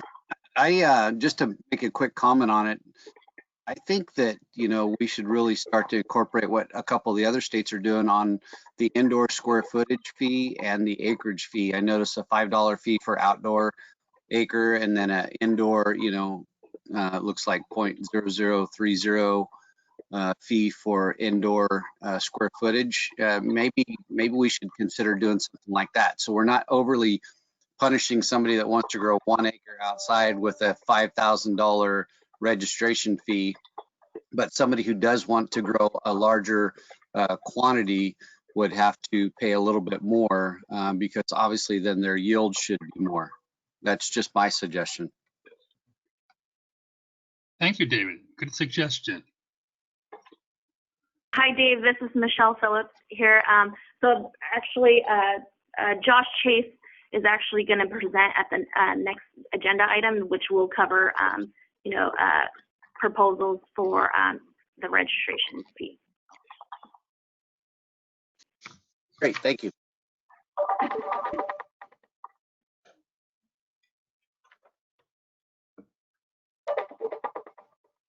Okay, since I don't see any additional comments or questions from the board, we'll go ahead and move on to the public comments. So there's one from Wayne Richmond. He asked, how many employees and describe their function?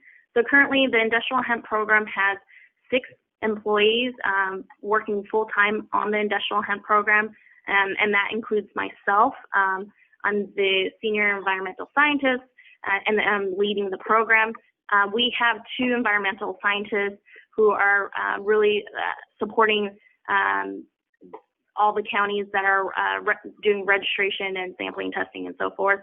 That's Loxan and Maria Hernandez. We have 1 administrative analyst, that's Shadi Masupoulos, and then we have 2 seasonals that are working to assist with general administrative activities. Okay, so let's move on to Stan Whipple. Stan's question is, as in an emergency, recently legalized industry, the reliance on user fees being overly restrictive and de-incentivizing factors, it seems to link in with the regulatory costs. How does California compare with other states in this regard? Stan, I believe your questions will be answered in the next agenda item, so just hang on to that. And Stan, you asked about taxes on sales and volume of product entering the market. Again, I believe your questions will be answered at the next agenda item. Wayne asked, are farmers in your employee group? All our employees are civil servants and are hired through the state hiring process. So I'm not sure if I understand your question. If you're asking if any of us have farming experience, I don't believe so. But I can't speak on behalf of everyone. So let's move on to the hand raises. So it looks like Justin Eve, you have your hand raised. So we're going to go ahead and, well, actually you're self-muted. So if you unmute yourself, then you can speak.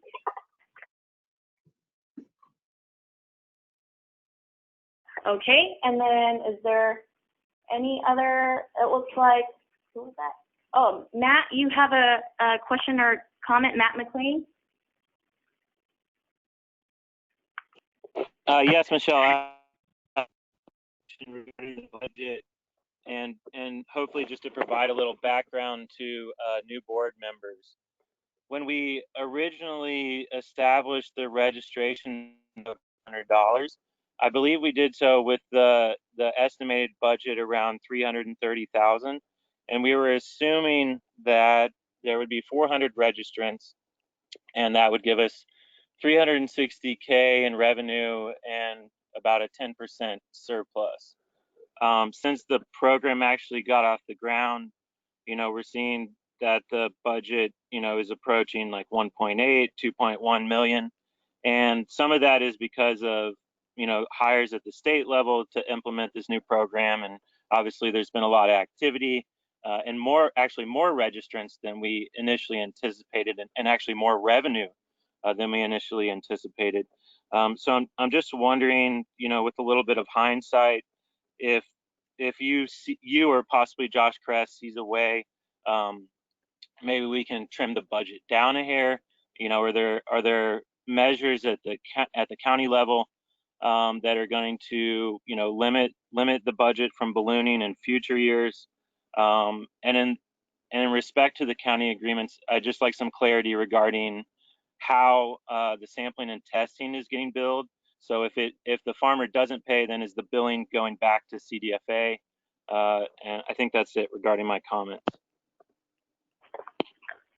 Thank you, Matt. Okay, thanks, Matt. This is Michelle Phillips again. So in regards, it sounds like your question or comments, there's two parts. The first part is, any potential reductions in the annual expenditures. If you look at our budget, we're kind of a bare bones program as it is. We're currently, we have 6 staff members working on this program. We have really not a whole lot of operating expenses, as you can see, general expenses, things like that. There's really nothing we can cut there. We do have indirect costs that we have no control over. We pay indirect for exec, admin, division, IT. That's kind of standard within our department.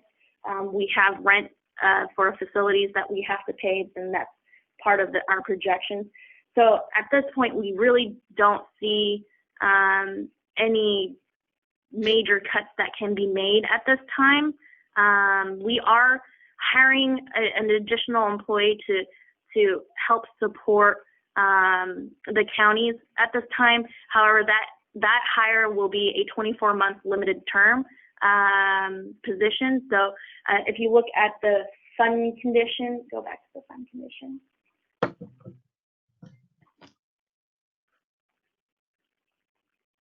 So if you look at the fund condition, you'll notice that there is fluctuations in the personnel services from year to year. Can you minimize that so I can see on the other side? Okay. But you'll notice that it fluctuates, but there is a general increase over time, but that increase isn't a reflection of us hiring additional employees or anticipation of hiring additional employees. It's simply, state employees do get pay raises on an annual basis, and within a salary range. And then in addition, right now, like I stated, we are all subject as state employees to a 10% pay reduction at this point.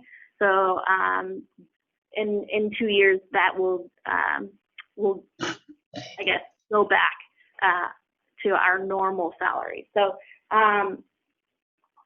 that's something that the board, if they would like, you can hold a further discussion on the specifics of our annual expenditures, but I personally don't see a whole lot of wiggle room to really reduce costs.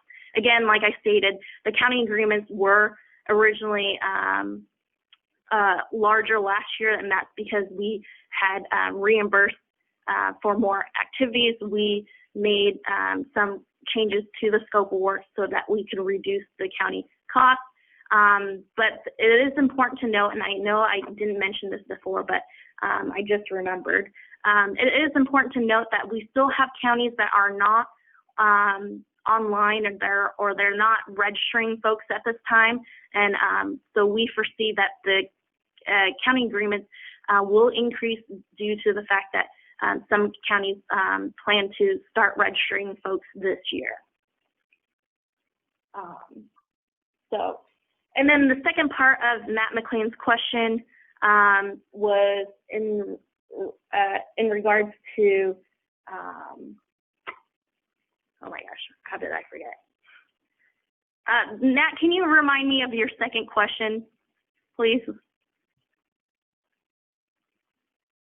It was regarding the sampling and testing, how that's billed, like if it's billed originally to the farmer and if they don't pay, it gets billed to CDFA, and if that's part of the county agreements amount.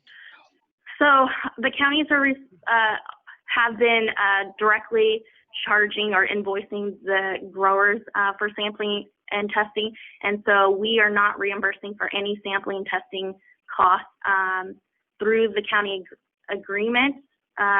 However, we are providing reimbursement to the counties for any enforcement action taken on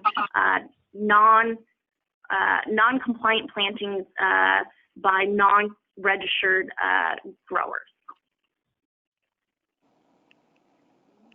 So, okay. So there was a question from Lisa. She's asking for me to clarify that the commissioners have not been paid for the contracts from last year and why. So last year, that is correct. We're currently in the process of sending payments out to the counties. It takes a bit of time for the processing in our financial services branch, but that we have requested for the payments to be sent out to the counties. The reason why there was a slight delay is because obviously we received the invoices after, in the following month after the period the charges are for. So there's a little slight delay of collecting those invoices from the county. In addition, we also had to amend all the county agreements for additional funds at the last minute, just because we were waiting to get a baseline of county costs before we amended those agreements. So we did not make any payments to the counties prior to those amendments. I believe that concludes all the questions from the board. So we'll go ahead and open it up for public comments. I believe, Justin Eve, you have a question.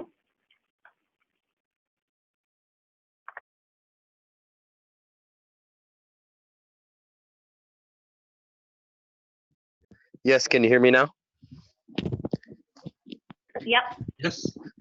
Okay, great. Go ahead, Justin. The comment and then a question.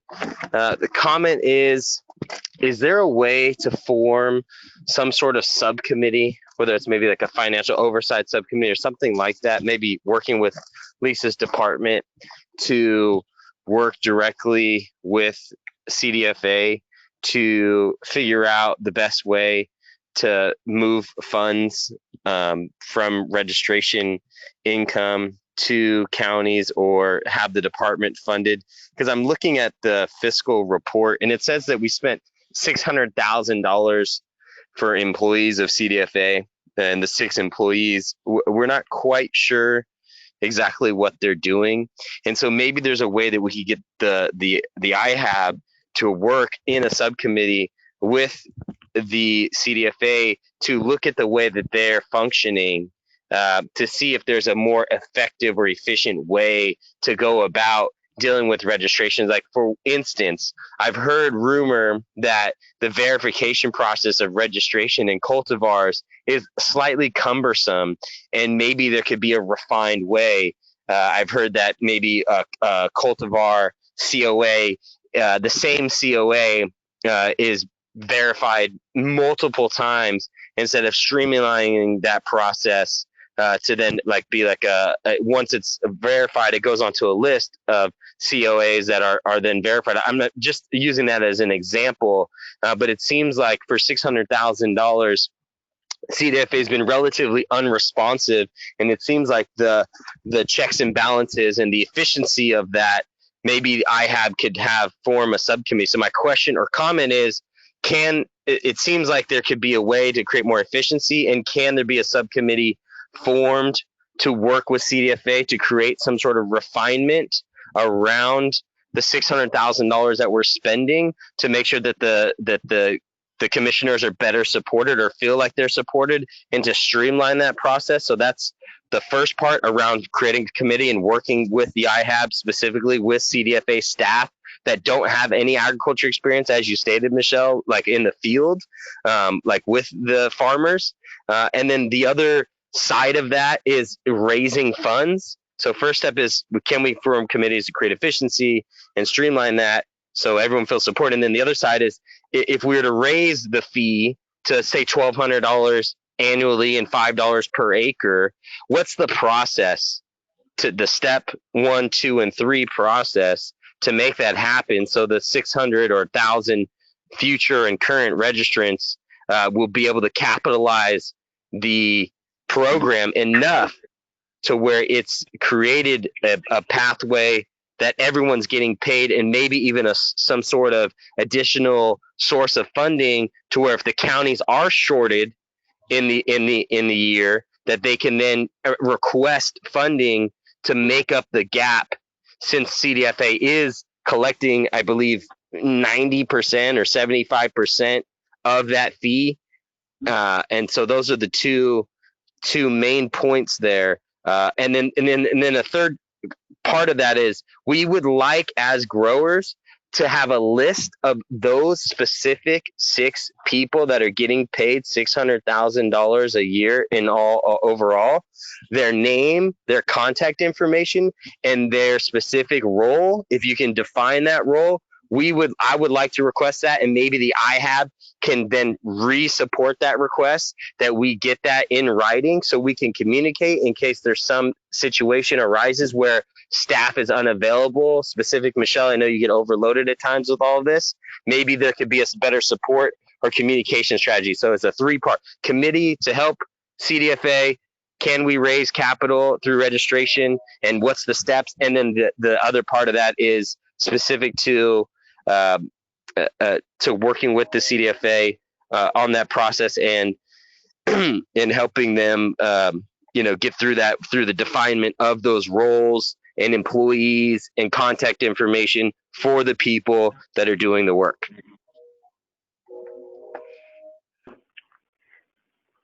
Hi, this is Michelle.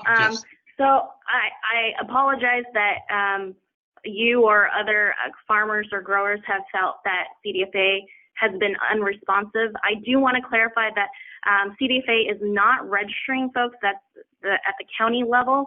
If and your request for a task force, that's really for the board to discuss and decide. The board may create a task force to make recommendations to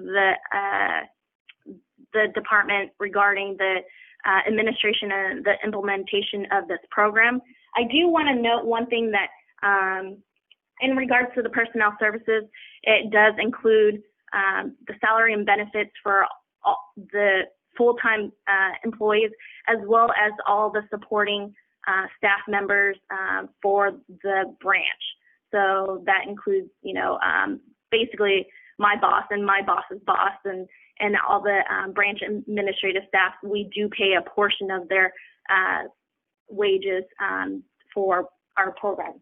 That is consistent with the way that all the programs are run within CDFA. So I guess then really, Richard, if you would like to hold a discussion with other board members regarding the request for the task force.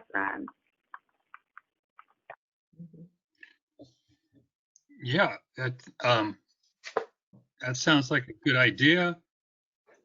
Would Richard? any other board members comment? Hi, this is Van. I'm just going to suggest that maybe we just hold off on some of this until we actually hear the report from the fee task force. It seems like we're having a conversation, we're just going to have it again in 5 minutes. Like I feel like we should, if we can, maybe just move on to the next item on the agenda that's going to be clearly related to this. And then we can come back and decide, you know, how we want to deal with this all as one issue instead of sort of breaking this up. That's a good idea, Van. What do you say, Michelle? That's fine with me. Okay, well, let's go on to the next thing then. The registration fee task force, and Joshua Chase is going to lead this. Good morning again. It's Joshua Chase with Kumbaya. I've been working with Matt McLean. We were assigned this task force fee adjustment. It's been over a year ago. And that was, I believe, at that time, we had agreed to increase, or we had a vote to increase the fees to $1,200. And Michelle, can you clarify that? You said it hadn't been? No, the board had made a motion to increase the registration fee by $300. We have not amended the regulations to reflect that. We will need to proceed through regular rulemaking to amend the registration fee. Okay. Okay. So yeah, I've been working with Michelle and Locke and Matt's going to chime in at the end of the meeting or at the end of this presentation. But we'll quickly go through this and we'll discuss it at the end. So you can move on to the next slide. And so the question is, why are we operating in a deficit? And then it's just plain and simple. We're just not gathering enough revenue to cover all these actual program costs, be it at the CDFA offices or at the county. We're continuing to create this huge deficit. By the end of next year, we're going to have a $3.1 million deficit. I believe 2 years after that, we're going to be somewhere around a $5 million deficit. And I'm told that if we continue to operate in a deficit, the program just can't go on. So this year, this year we collected $576,000, and our budget was 2.1 million. The costs for next year are going to be 1.8. Some of this, it's going to be redundant from Michelle's stuff, but I think it's good to reiterate what's happening. The CDFA's cost in 2021 is going to be about 800,000, and the counties is going to be about 1 million. So the counties are roughly like 78% of the cost. Let's move on to the next slide. We had 636 registrants this year, or this past year. Total cost is 2.1 million. So that breaks down to roughly $3,311 per registrant. And we're only, as you guys know, we're only capturing $900 from registrants. Let's move on to the next one. So I wanted to see how we're comparing to other hemp programs, how they're collecting fees, what their revenue's like, what their expenditures are. As you know, we only captured 576,000. We spent, we're going to spend 2.1 million this year. Colorado has a slightly different method. They have an application fee of $500. They charge $5 per acre, and then they have an indoor grow fee of 0.003 cents per square foot. They generate, or from what we were told, they generated about $1.8 million, and their expenditures were only $573,000. So supposedly they're in quite a big surplus. And I think what that has to do with is, I believe they only have one county or agricultural commissioner, and they also don't sample every field. it's a random sampling, and I don't know how many or what percentage of the fields are sampled, but it's not that many fields. Nevada, similar. It's $500 per registrant, $100 for seed producers. There's a similar $5 per acre to Colorado. And then there's the indoor grow fee that's a little bit, it's less than Colorado. They're operating in a deficit from what we gathered. Oregon, we got mixed data because they program in December of 2019, but it looked like they're operating in a deficit as well. When you look at the expenditures, their registration fees, $1,300 per acre. Seed producers are $125. And yeah, that's that. Let's move on to the next slide.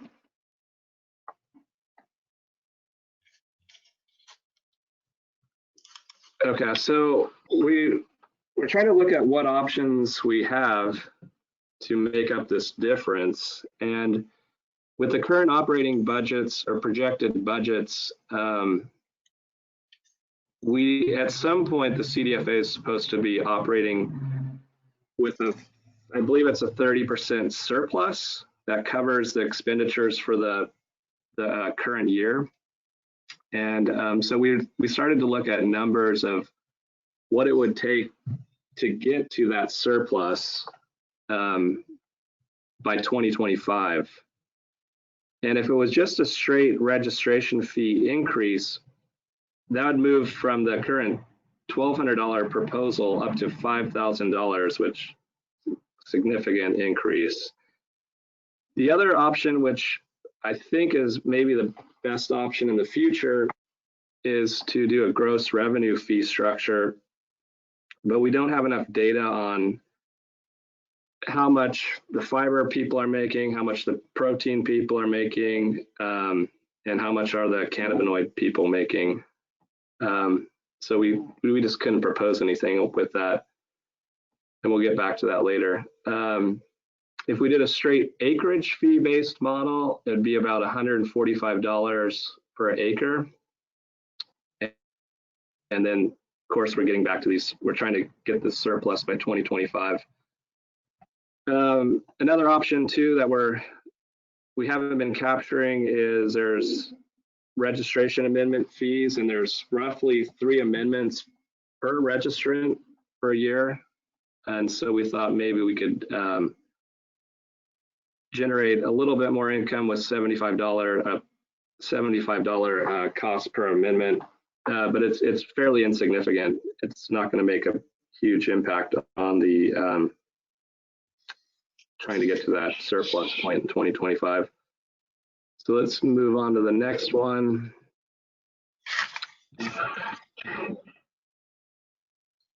So currently, without looking at the gross revenue thing and not having enough data to do that, really the only way to get to this point, or the route that made the most sense to Matt and I, was we keep the $1,200 per registrant. We're basing it on 550 registrants. We believe it's going down this year. We think it's probably going to level off, maybe start going up, depending on federal regulations and state regulations. But it's hard to predict if it's going to increase or decrease.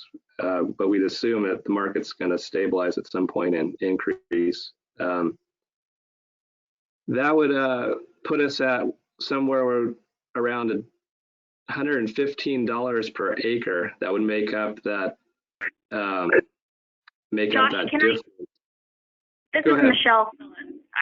I apologize that I have to interrupt you during your presentation, but there is a error that acreage fee should be 100, not 115. I apologize.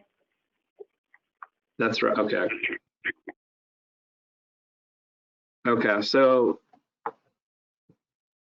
at $1,200 and $100 per acre, I think there's another error here, Michelle. I believe well, no, okay, there's not an error. The revenue from the $100 per acre should be, I think, somewhere around 1.8 million, and it would be the estimated total revenue with the $75 per amendment, the $100 per acre, and this $1,200 registration fee would be somewhere around 2.5 million annually. And that would get the program out of the deficit in 2025, or closely to being out of it in 2025. Let's move on to the next slide. This is how this looks with the various amended fees. You can see in 2025, 2026, there's a surplus of 500,000, which is would be roughly 25% of the cost of the program. So be close to that 30% surplus. We'll probably go back to this once we start getting comments, but let's move forward.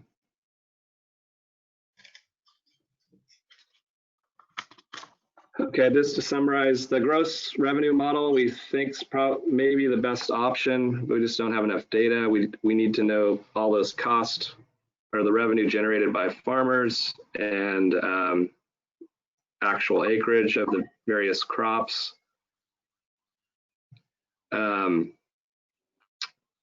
We suggest that there is some oversight to reduce expenditures, at the state and county levels.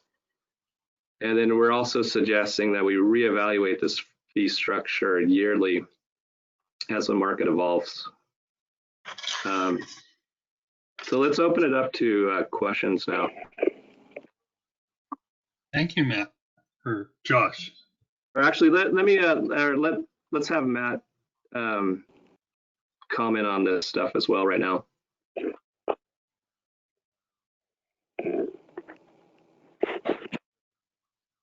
Yeah, I just have a couple quick comments.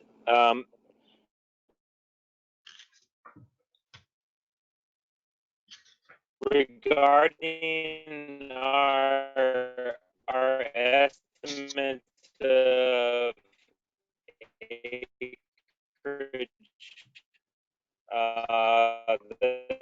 that's based upon I guess 2018, 2019, around 40,000 acres, and then a slight reduction in registered acres for this fiscal year, but a significant reduction in the amount of acres actually planted.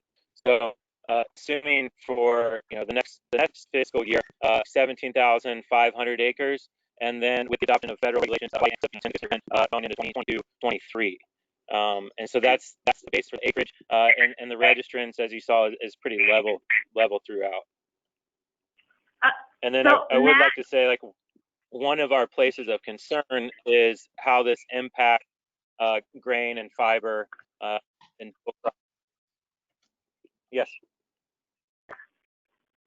I apologize for interrupting you. I don't know if anyone is experiencing the same thing I'm experiencing, but there's a slight delay in your speech, so I can't really understand what you're saying. Richard, can you understand what Matt is saying? No, it's sort of breaking up at my end. Okay, so Matt, can you try again? Yeah, let's see if I have a little better signal here. So I was just saying that our acreage estimate is based on 18, 19 being around 40,000 acres, slight reduction in registered acres for this year, and then about a 50% reduction in the acres actually planted. So that's where we got the 17,500.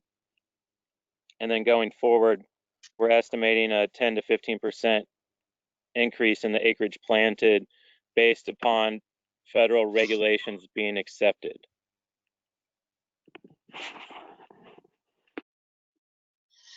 Thank you, Matt. Do you have more to add, Matt? Or Josh? Well, I was going to say that one of our areas of concern is how this impacts fiber and grain, and why we would want to move to either a gross revenue fee structure going forward, or a fee structure that's different for industrial versus cannabinoid production, which may also include changes to how those crops are sampled and tested.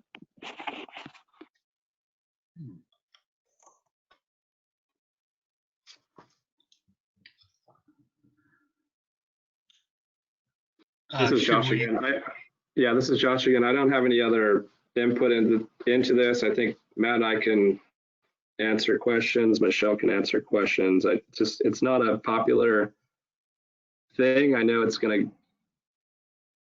going to be popular at all. But if we're going to continue to operate at the current staff levels and the cost at the county level, to maintain this program, there has to be some sort of fee increase. I agree. Thank you, Matt. And Michelle, question here. When will the $1,200 registration fee go into effect? And how long will it take?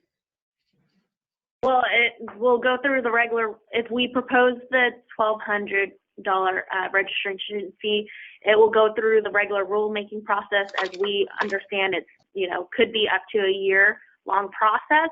And I apologize. What was your other question? Well, since the board already approved that, why hasn't it moved anywhere? Well, I'll discuss later in the updates about the state plans and regulations rulemaking. But there was, we've been developing and proposing other regulations that are needed for state plan approval. Well, if we're in this big a deficit, I think this should be the #1 priority. And since it was already approved, personally, I think it had been moved to wherever it should have been moved to. But let's open questions for the board, please, on this item. So it looks like we have Vanessa Ramirez with a question. So go ahead, Vanessa, you're unmuted. Thank you. The first question I have is, what would the charge be per square footage? Because I see $100 per acre, but what about greenhouses? We did not put that into the model. We didn't take that into account. What would it be? Do you know? Or? Okay. So my thoughts as a farmer is, last year we grew 660 acres. So it would, with $100 per acre, we would have to pay $66,000. I did see how $900 was very cheap for growing 5 sites and having the ag commissioner running to my 5 sites to do the testing. However, this year, due to the market, we are growing only 35 acres. And right now, for instance, if I had to pay $1,200 plus $3,500 for each one of my, for $100 per acre, right now would be a lot. So it's just something I think that we need to take in consideration for the farmers. I do see how we need to increase it to $1,200, $100 per acre on top of that might be a little much. That's my 2 cents. This is Josh again. Michelle, can you bring it back a couple slides to where we can actually see how much revenue is generated from each item?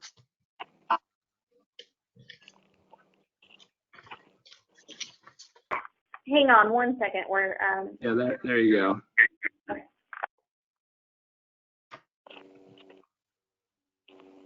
I think we should keep in mind that the sampling and testing is getting billed to the grower directly. So that's not factoring into this county agreement. Yeah, looking at, if you look at this here, the registration fee, it's only covering $660,000 of the roughly it's $1.8 million budgets each year, or 1.9. So, you know, there's either got to be cuts somewhere at the state or county, or there has to be some sort of fee increase.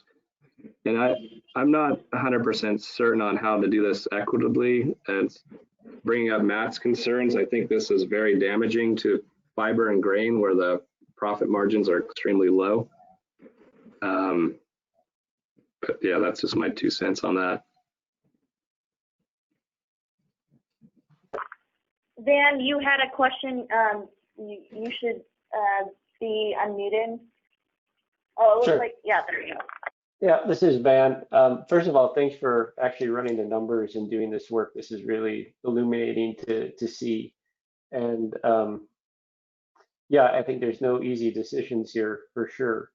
One question that I had is, it seems like, you know, a large proportion of the budget is going to county agreements.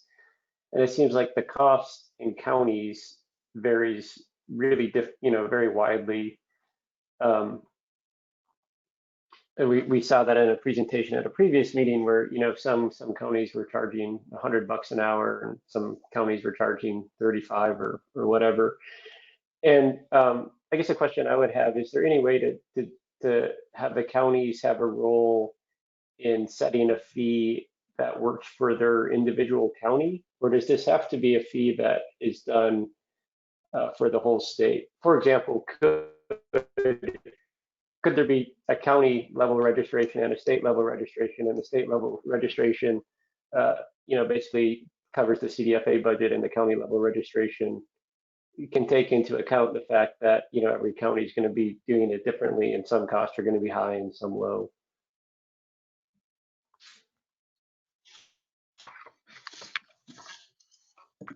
This is Michelle Phillips. I don't know if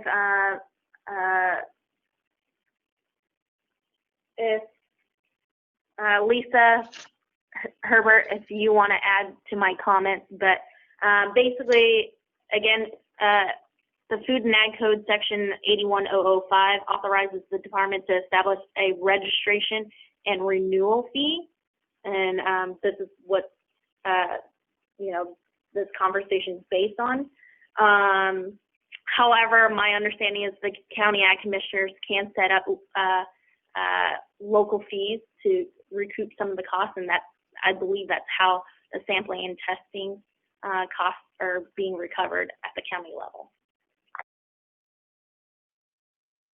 Michelle, this is Lisa Herbert. Can you hear me? Yep. I can hear you. Yes, so Michelle is correct. So the way I understand it, our county contracts, the $1 million that you're seeing on there, is really reimbursement just for registration activities at this time. All other activities to run the program, the county would set a fee based upon, you know, discussions with their county administrator's office and the auditor. They would set a fee that would be adopted, and then we would implement or charge those fees for all other activities besides registration. So the increases in this registration that is, you know, being as an example now, does not include all other fees that the counties could recover.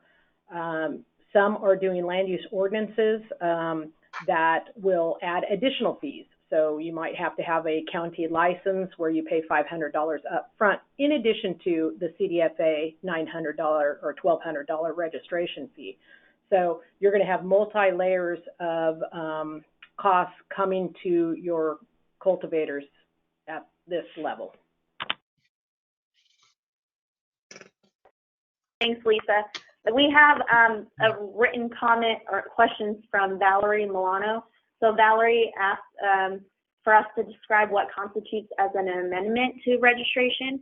So an amendment can be anything that a grower wishes to amend on the registration. So that includes adding, removing cultivars, adding, removing cultivation sites, amending variety development plans, amending key participants, things like that.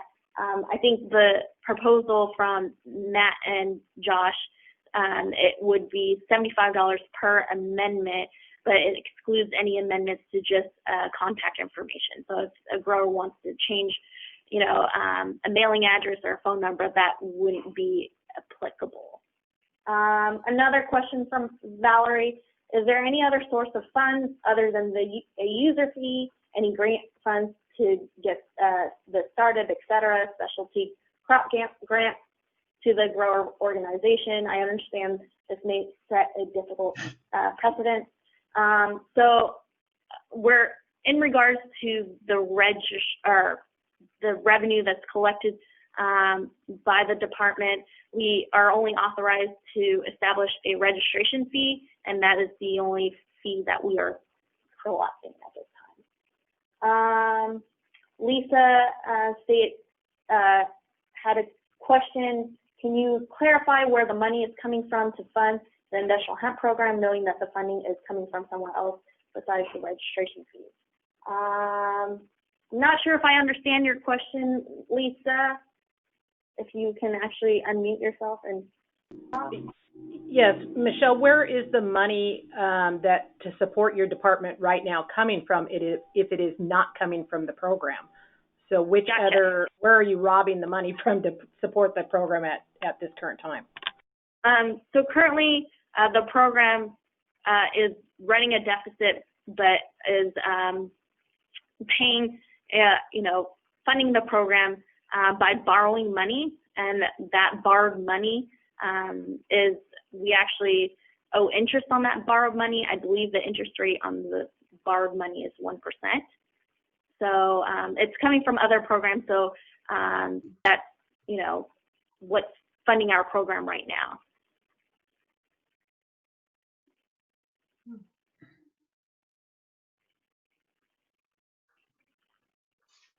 Okay. Do we have any other questions from the board on this item? This is Van. I have a question. I mean, do we want to try to like put together a motion on this fee since we haven't even started the $1,200 fee? I mean, if we're going to have to make a decision and raise it, we should probably do it now and just have this fee go through the year-long process rather than have $1,200 go through a year-long process and then change it again right away. So I don't know if other people feel that way, but it seems like we might as well, make the decision and whatever number we come up with, use that one, put that one forward instead of the 1,200. Unless we decide to use the 1,200, then we're good to go. I agree, Van. Should, and thank you, Matt and Josh, for your presentation. And would somebody like to make a motion? We have to have comment. Sorry, this is Josh Chase, but we have to have comments first. And I'd like to just say that I don't personally feel like I'm ready to vote on this today. I think it still needs to be looked at the county level to see, if there's any ways we can make reductions there.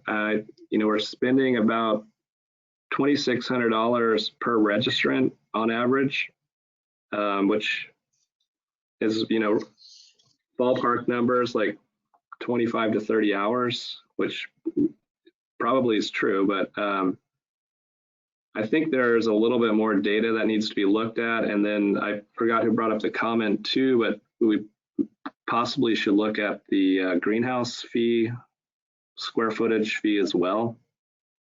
Maybe adding that in. I do think there should be a task force to look at these budgets and make sure that we're writing the contracts, or we're writing these contracts properly, and seeing if there's any ways we can reduce this number down before we throw out a proposal. Yeah, that sounds good, Josh. And I do like the acreage fee and the greenhouse fee. Would you like to be on the task force? Yeah, I'd be happy to help or continue this project. And I mean, I think we do need to make a decision on it fairly soon. Maybe in the next 4 months. But I don't think it's quite ready to put out to vote today. Okay, any other comments from the board on that? This is Vanessa Ramirez. I would like to be part of the task force, and it seems to me that the $1,200 you already thought it through with the last board. It seems to me like a fair increase. Could we vote on increasing it and make it effective as soon as possible, the $1,200, and just leave pending the additional fees per acre and per square footage for the amendments? Well, Vanessa, I appreciate you'd want to be on the task force, but that would be up to the task force what they come up with. This is Michelle Phillips chiming in here. So Richard, we have a written comment from Valerie Milano, who said that she would also like to volunteer for this task force. So it's up to the board, or actually up to the board chair, who you would like to assign to this task force. The only thing I would like to mention is any more than 2 board members working on this task force will require that these meetings that the task force will hold comply with the Bagley-Keene Open Meeting Act. Right. So does that mean we only can have 2? We can't have 3? Oh, you can have 3 people on the task force. It's just that it will result in these meetings, these task force meetings, being a public meeting. I see. Do you have any problem with that, Josh? Well, being public?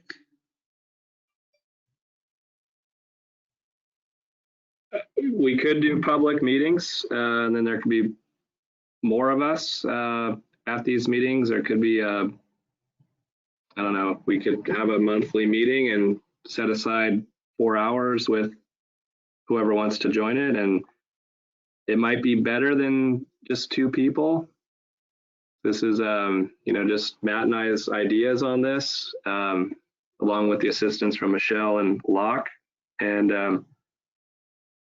I think we do need more input, from the counties, more input from the farmers. I think, we have solid numbers now to look at.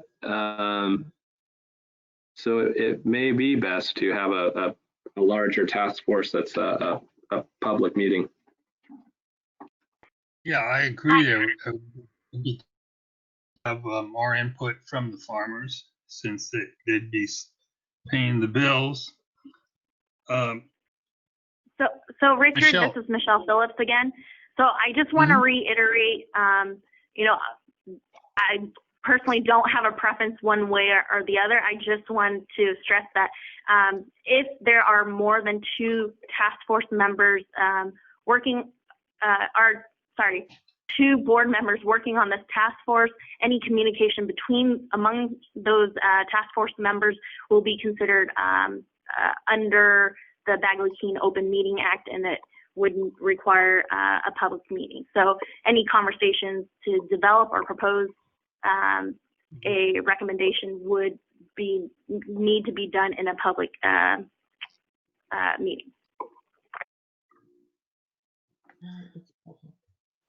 So how about this? How about we keep a task force of 2 people, to write all this out, but we have maybe 1 or 2 4-hour sessions in the next 2 months to get as much input as we can from the public on how to move forward, as well as the counties and the state. Does that sound like a good idea?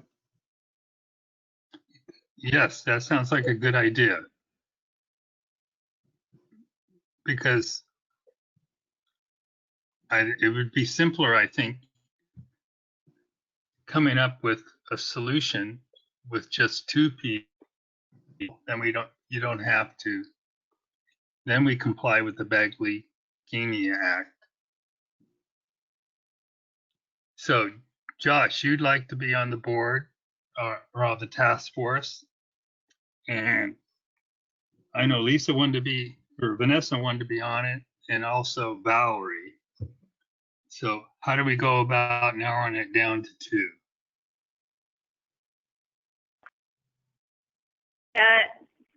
Richard, this is Michelle. It's up to you as vice chair, and then the board as well.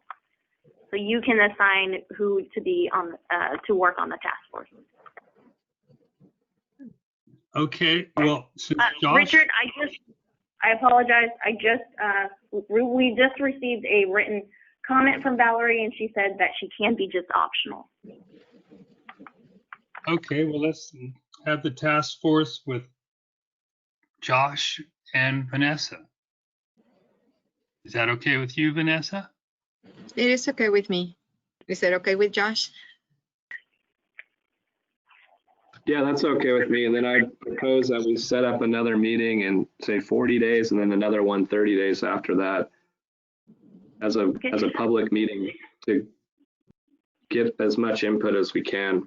And then I would suggest that at that meeting, we have representatives, as many representatives as we can from the board to come up with the best solution on this. Okay. Sounds good to me. Richard, this is Michelle again. It looks like Lucas Wilson has his hand up and he would like to comment. Lucas, can you comment? I think you're self-muted. We also see a written comment from Lucas Wilson, which he comments that he thinks that Lisa Herbert should be on the task force. Thank you. She is.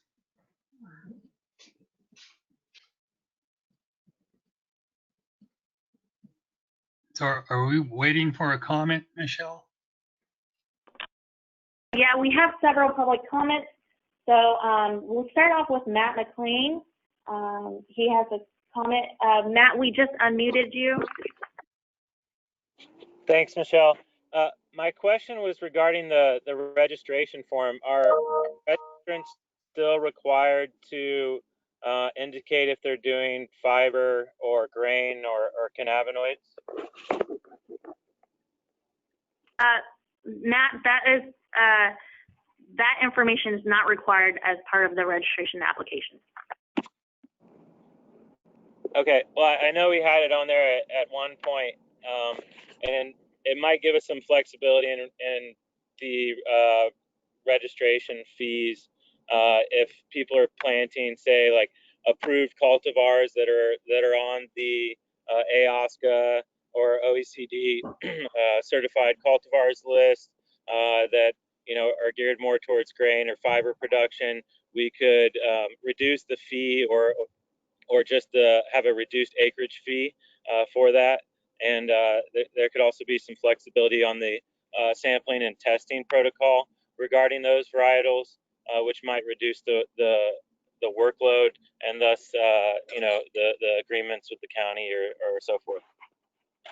And then I'd just like to say, I can volunteer to continue to help with this task force as a member of the public. Thank you. Thank you, Matt. So we have a written comment from Lisa Herbert.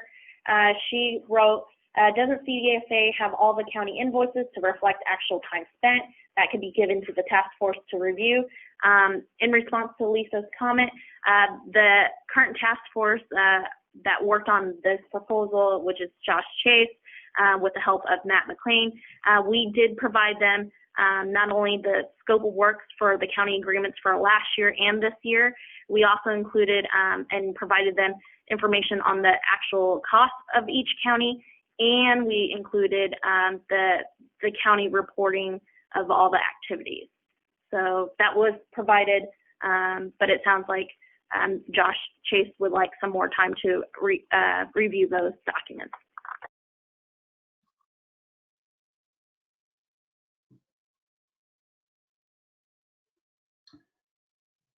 Do we have some more public comments?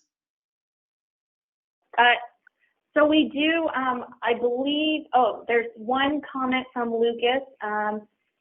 He said, I would say an additional way to diversify fees would be a variety fee, because it is my understanding that multiple varieties that farmers are growing take up additional time and resources from the Ag Commissioner's office. So that's his suggestion in regards to this agenda item. We are looking to see if there's any more board members that would like to comment before we open it up to public comments. Can you check the list to make sure that there's no hand raises? Okay, so we are going to go ahead and go through the public comments. We have quite a bit, so we're going to, and we had planned to have this a meeting adjourned around 12, so we still have a few outstanding agenda items, so let's try to quickly go through these comments. So we'll start with the written comments. So the first one is from Robert Burns. He said he'd like to see a fee/revenue per acre. So I believe that would be a suggestion to the task force.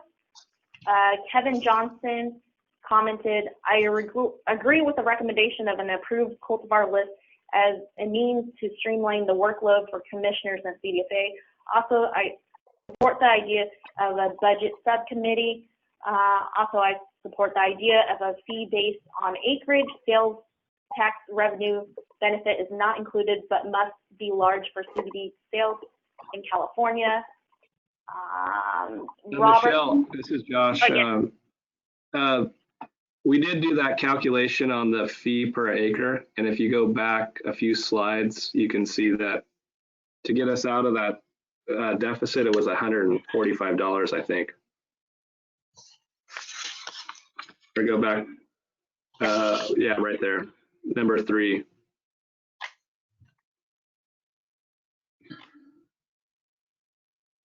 Okay, thanks, Josh. Another comment from Robert Burns, or a question, do we charge the same registration fee regardless of size of operation? Again, our current registration fee is a flat fee of $900 per registrant. I hope that answers your question. Another question or comment from Kevin Johnson.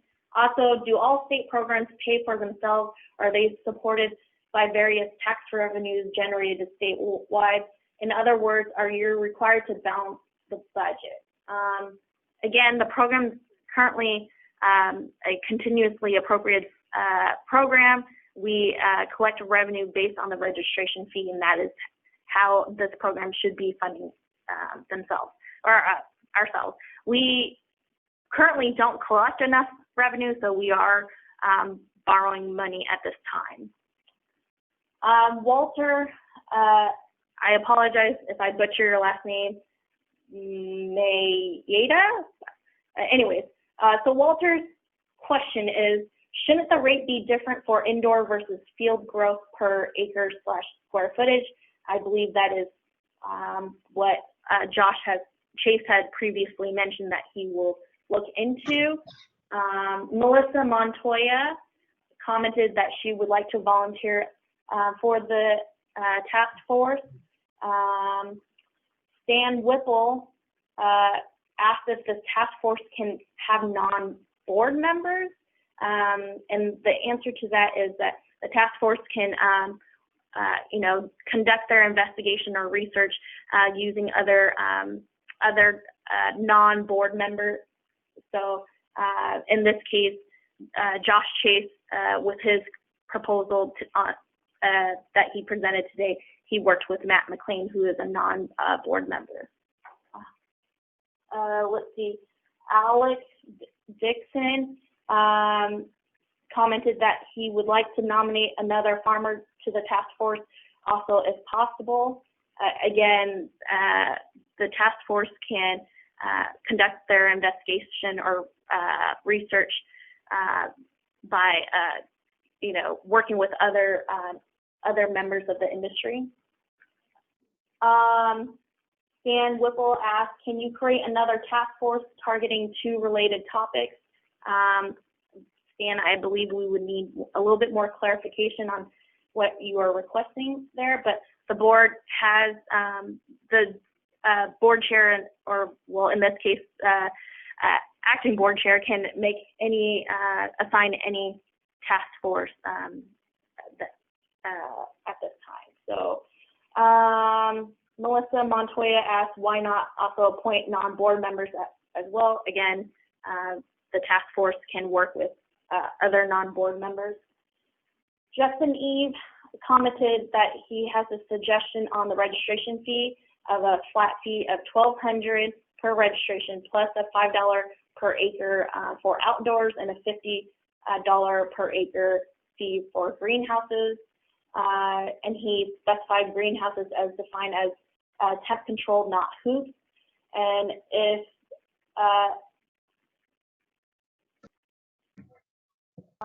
and then he says that if we have 1,000 registration, then it would be 1.2 million plus 250,000.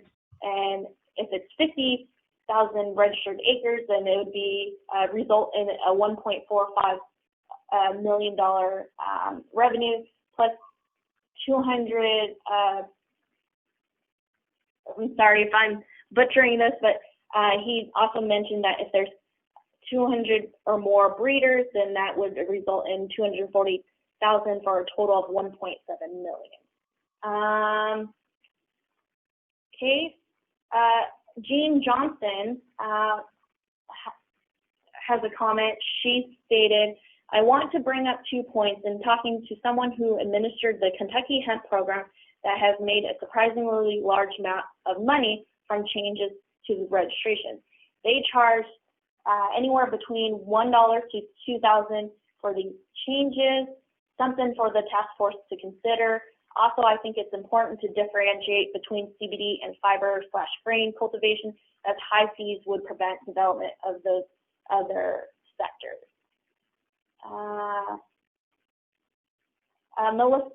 Melissa Montoya, we'll get to you here in a second. I believe you raised your hand, so we'll unmute you. Alex Dixon has volunteered also to join the task force as a farm or science expert. So I think that's all the written comments we have. So we're going to now move on to all the hand raises. So go ahead, Shadi, go to the hand raises. So Melissa Montoya, you have your hand raised. We're going to unmute you so you can speak now. Hi, how you doing? So I have a 2-part question, sort of question, part statement. So I've noticed that there's maybe some unfamiliarity with things like Robert's Rules of Engagement and whatnot. And I was wondering if there was some way that perhaps like a workshop or something could be done to help maybe some of the board members that are less familiar with standard procedure, such as soliciting someone to make a motion and soliciting a second, which is very uncommon. But also in I heard that you were directing him, the chair, that any more than 2 board members would have to make it public, and it seemed as though he misunderstood and thought that the task force could only be made up of board members, which is, I guess the second part was to help clarify so that it doesn't have to be forced into a public meeting situation, which would be very cumbersome and counterproductive. more time consuming, more work going into it, and getting less done, etc. So I'm not sure if there are any resources at the state level to help, or if there are workshops already available up in Sacramento or online or whatever. But if any of the board members or other volunteers that are involved could that are unfamiliar would be interested in maybe participating in something like that to help kind of push things along and smooth things out a little bit, that'd be fantastic. And that's it. Thank you.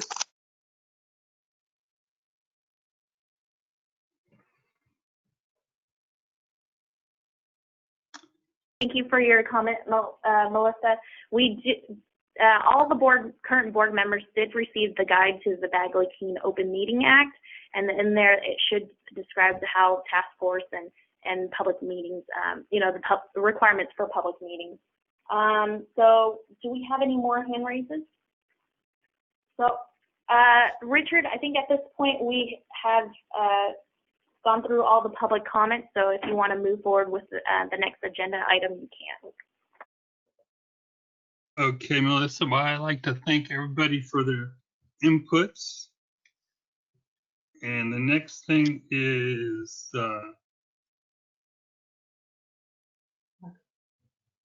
update on program activities, and that's going to be you, Michelle. Yes, and actually the next agenda item is a brief update on the state plan rulemaking and other program activities. So I had planned on having an update but we found out that actually this morning some good news that I can actually report that we did receive the approval from the governor's office on the state plan. So shortly after this, concluding this meeting, I will be working on submitting the state plan to USDA for review and approval. So that's very good news. On state regulations, we are currently proposing sections 4930, 4935, 4940 to 4946, 4950, and 4950.1 in Title III of the California Code of Regulations pertaining to hemp planting, inspection, sampling, laboratory testing, harvest, and destruction. And that was proposed on August 28th, 2020 through regular rulemaking. The public comment period for the proposed regulation ends on October 12th. For anyone who would like more information regarding the proposed regulations, including on how to comment, please see the proposed regulatory text, the notice, and the initial statement of reasons on the CDFA regulations webpage. As part of this proposed rulemaking, CDFA developed a standardized regulatory impact assessment to outline the economic impacts of the proposed regulations. That assessment is required for any proposed regulations that has an estimated economic impact exceeding $50 million. That assessment was submitted to the Department of Finance for review on August 14th. The Department of Finance recently completed their review of our standardized regulatory impact assessment, and CDFA will be reviewing their comments. If anyone has any questions regarding the standardized regulatory impact assessment, please visit the California Department of Finance website for more information. I also want to note that we have two emergency regulations currently in effect. That is Section 4901 and 4902 in Title III of the California Code of Regulations pertaining to registration requirements, and Sections 4940, 4940 through 4946, and 4950 through 4950.1 in Title III of the California Code of Regulations pertaining to industrial hemp sampling, testing, harvest, and destruction. Governor Newsom's executive order N-40-20 that was issued on March 30th of 2020 and N-66-20 issued on May 29th extended the deadlines related to the rulemaking process under the Administrative Procedure Act during the state of emergency due to COVID-19 for 60 days each. So that's a total of 120 days. In that extension, this includes extending the deadline for expiration for emergency regulations, the deadline to readopt emergency regulations, and the deadline for expiration of notice approved action of proposed regulatory actions, and as well as the deadline for OAL's review on any proposed regular rulemaking actions. Also, we plan on proposing and amending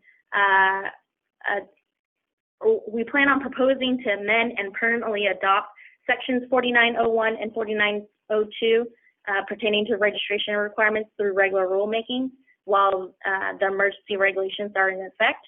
And as I stated before, we will also develop regulations for the registration fee as well. So let's see. So like I said, we received some good news today that the state plan was approved by the governor's office, so we'll be submitting that to USDA shortly. As many of you are already aware, USDA has reopened the comment period for the interim final rule for an additional 30 days.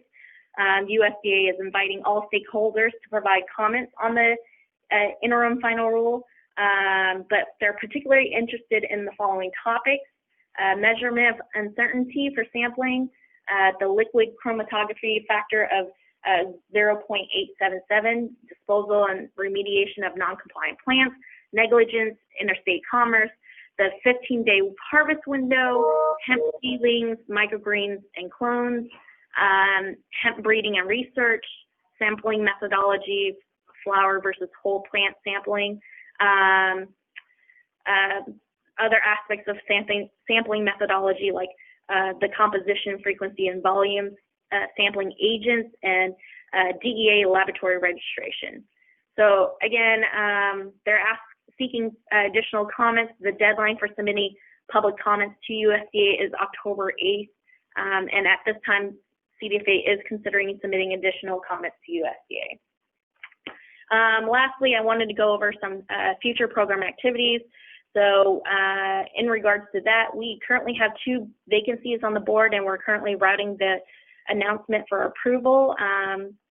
Lauren Servin had stepped down from his position on the board as a representative of the Hemp Industries Association, and we had 1 individual who ultimately declined a board position as a hemp grower.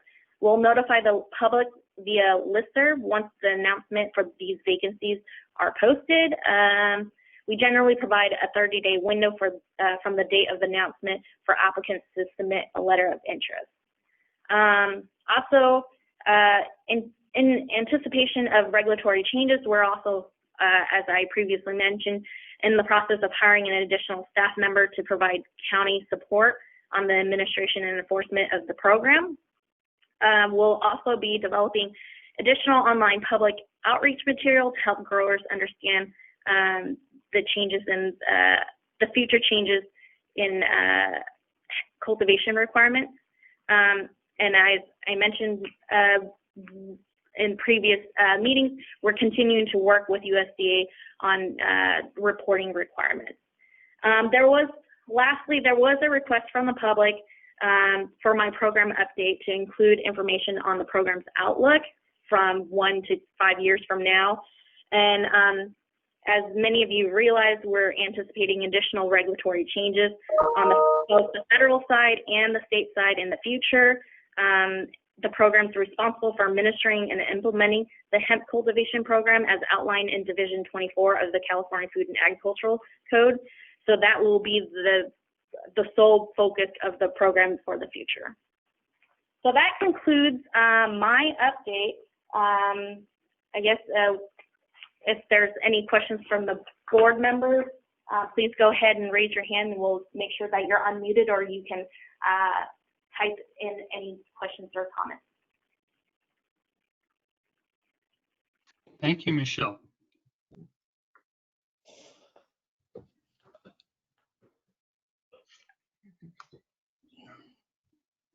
Are there no comments from the board? Well, then we'll move on to public comments. So we have one public comment so far from Justin Eve. You have your hand raised. You'll be unmuted here in a second. Thank you, Michelle. This is Justin Eve with 7 Generations Producers. We're a Sutter County-based production, breeding, and nursery company with hemp registrations for those as well. My question, I guess there was a few points that you made there. Question about the state plan. Is that accessible by the public? Is that going to be made accessible by the public for the state plan? And is the IHAB going to be involved with the finalization or development of that state plan and reviewing that before it gets put forward to the USDA, since it's now been approved by the governor? And can there be a committee around that state plan? I've heard that multiple requests have been made for the state plan and they've been denied by the department. And so that's the kind of the first part of that is for the state plan. Is it going to be public? Can the IHAB form a committee or give input on that? And why has that request been denied? So that's the first part of that. And then around emergency regs, there's some proposal for a 15-day harvest. And so really the question is, why was the IHAB not involved with those emergency ordinance being put into place? Who specifically at the department came up with that? It sounds like maybe that was Rachel's doing. There's an issue with the 15-day harvest window, as if we get a sample tested and then you clear us and you say you have 15 days, that's not a lot of time. Maybe one of the other farmers, maybe Luke Wilson or one of the farmers on the IHAB could attest to having only 15 days once you're cleared for harvest to pull an entire crop out of a field. Some varieties are also, because they're not certified and not verified, they're kind of across the board. They don't all mature within that 15-day period. We see anywhere between a 2 to 4 week variegation within ripeness of a crop. So to say we have to pull a crop within 15 days, I'm going to go out on a limb here and say that's pretty outlandish. I know that the USDA is trying to push for that, but it just does not work in our current environment, especially when we start growing thousands upon thousands of acres to require a 15-day harvesting process. But specifically emergency regs, who is inputting that information from the department? If it's Rachel, then we'd like that person identified. If the IHAB could follow up with this question. And then can the IHAB be involved with the emergency regs, and why were they not consulted for the emergency regs that are currently being proposed, as you stated? So the first part was state plan, making that public and having committee, and then emergency regs, and then having that 15-day window looked at seriously. That's going to cause a lot of problems, not only for us, but also to require then the agriculture commissioners. Maybe Lisa, you could speak to how that could possibly cause an initial or a huge cumbersome amount of work around having to follow up and do everything within a 15-day period. And then my last part to that is about the public applications for the seats, as I think there was already a request made, and maybe just going back to the people that already applied. But mainly the state plan subcommittee and emergency regs, how those people need to be involved with the IHAB, as I believe that is their role, to write recommendations specifically to these points that you just discussed. So maybe the board could follow up and ask some further questions, all that, and create a committee.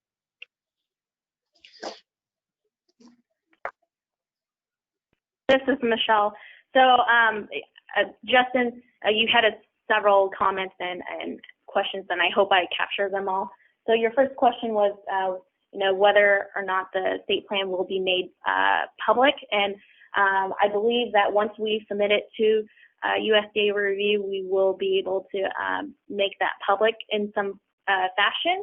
I just don't know exactly how that will be done. But in regards to the denial, I'm not aware of what happened there, so I can't speak upon that. The question you had was, what's included in the state plan. The state plan is basically a copy of our current laws and regulations, as well as proposed regulations. So that will be, essentially you can gather that information. We have a copy of the current laws and regulations on our website. We have the notice, the reg text, the initial statement of reasons on our proposed regulations that's posted online. You had a question and a concern regarding the regulation development. So the regulations, the proposed regulations in general, any proposed regulations, they're based on, with consideration, they're developed with a consideration to the board's recommendations. The board had previously made several recommendations on sampling and testing. But again, what we're currently proposing through regular rulemaking, that is all currently up for public comment at this time, so I can't really speak upon those proposed regulations. The only thing I recommend is that take a look at the notice and the initial statement of reasons for additional information. And there's instructions if you wish to provide public comment. The other thing is, I believe that you had made some comments regarding task force, but that's really not for me to comment on. It's for the board for the board's consideration. I hope that I captured everything, Justin. Please let me know if I did not. You did capture everything, Michelle. I'm still a little concerned about the department submitting the entire plan to the USDA without oversight from the Industrial Hemp Advisory Board or some sort of farm committee. I know that there are current regulations that are happening, but for the board, for IHAB or some sort of subcommittee or public to be able to view that state plan, I believe that's how other states had did it, where it was a kind of a public participation. So even though regardless of whether it was or was not denied, you did say that would not be available until after submission, and maybe I don't know if it's possible if the IHAB can make a request to look at that state plan before submission, and then also weigh in on current emergency regs to be voted. I know that you can't comment on it, but if there could be a discussion to be had about that, if the board could ask you to tell them what the current emergency regs are that are being proposed, so then there could be a discussion. I don't know if there can be a motion, but maybe there could be a discussion around that to where then they could take their independent actions around emergency regs, and then also around the public need to be involved with state program or state plan before it's submitted to USDA.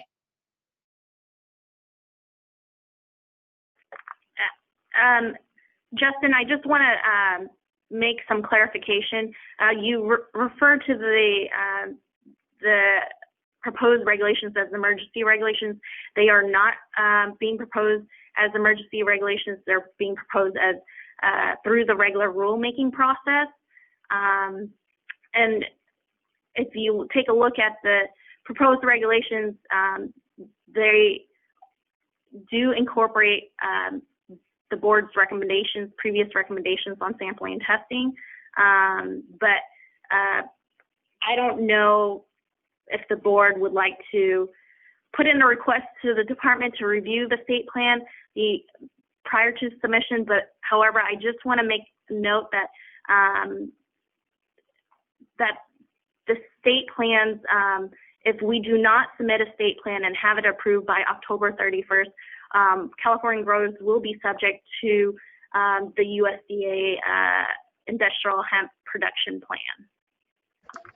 Well, it sounds like they're just doing CDFA department just aligning up with USDA, and I think it'd behoove us as a state to make comments. So it sounds like the IHAB could make a request to be involved. We have a little over a month and a half to work on that, a little less than a month and a half, I guess, to work on that. And then, with the rulemaking process, identifying, reporting on what the rules that are being proposed before they're being proposed to the IHAB. If you say that they commented on that, then maybe they could relook at this, because this is a new board. From my understanding, this is a new board that doesn't really maybe know what was proposed or currently what's happening. So maybe a report on that, them to discuss that current regulation that's being proposed, and then also the state plan, same thing, request and make a conversation about that before it's set in stone.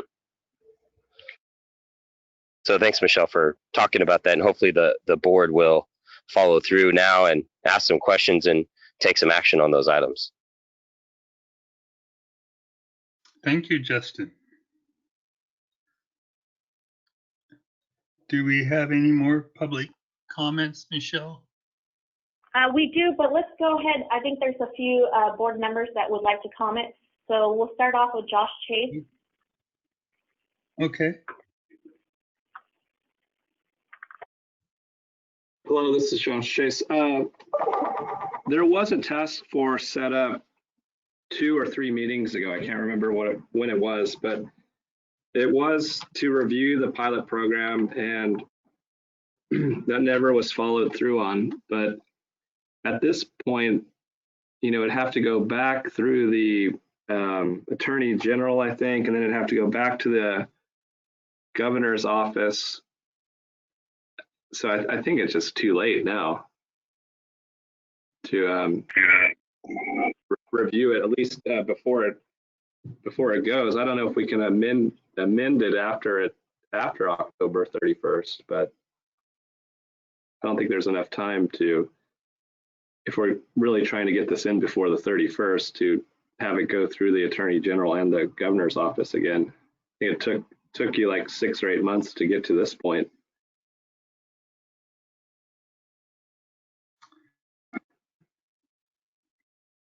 Thank you, Justin. Nice comment.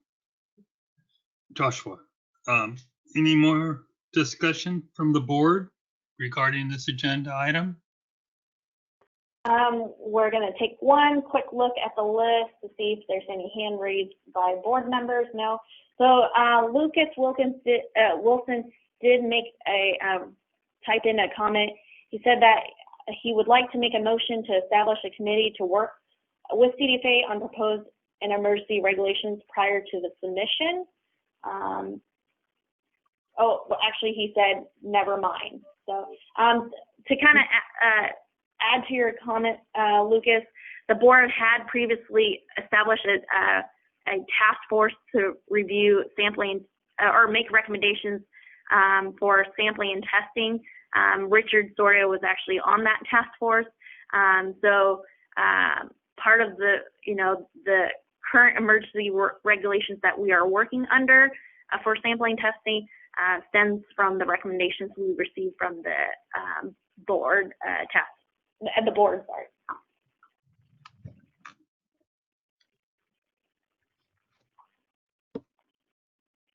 Okay, if we don't have any more comments or questions from the board members, we'll go ahead and open it up to public comments. Wayne, you have your hand raised, so we'll go ahead and unmute you at this time.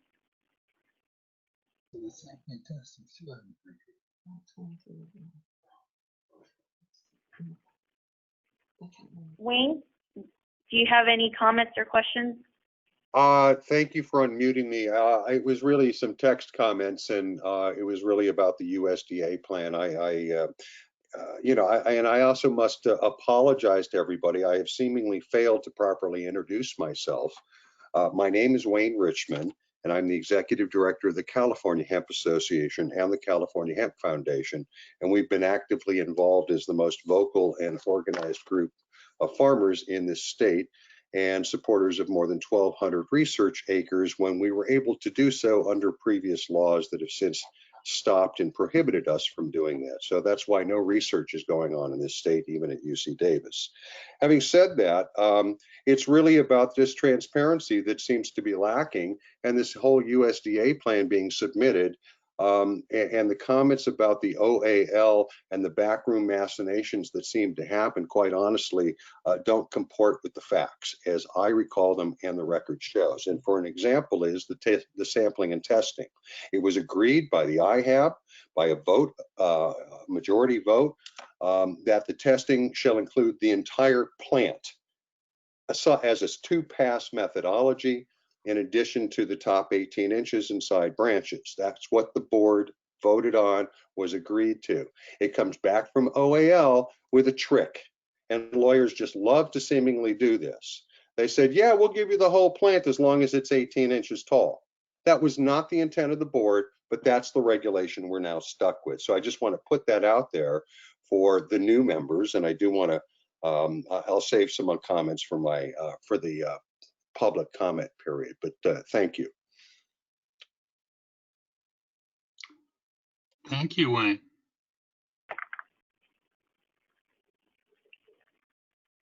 Do we have any more public comments? Yes, we do. So we have a question or a comment from Alex Dixon. He commented that he would like to join the board. As I mentioned before, we will be advertising the vacancies. Once the vacancies is advertised, we'll have a period of time where we'll accept applications. So please be on the lookout for that vacancy announcement for more information. Chris Flores commented that he believes that it would be helpful for me to explain that the state plan contains current state regs. To reiterate, the state plan is just a collection of the current and proposed state law and regulations. And then Taylor Roshan had a question. She said, is it possible to propose amendments to the state plan once approved? Perhaps the board can consider post-submission. The USDA's interim final rule does have some language to address revisions to the state plan. There is a whole procedure outlined for that. Joshua Schneider asked if there a mechanism to make changes to the rules once California's state plan has been approved by USDA. Again, that's the same comment as Taylor Roshan. Do we have any more questions? Can you check to see if anyone's raised their hand? Okay. So, Richard, it seems like we've gone through all the public comments. If you want to continue and conclude this agenda item. Okay. Our next agenda item is election of officers. And Michelle, she'll do the lead there.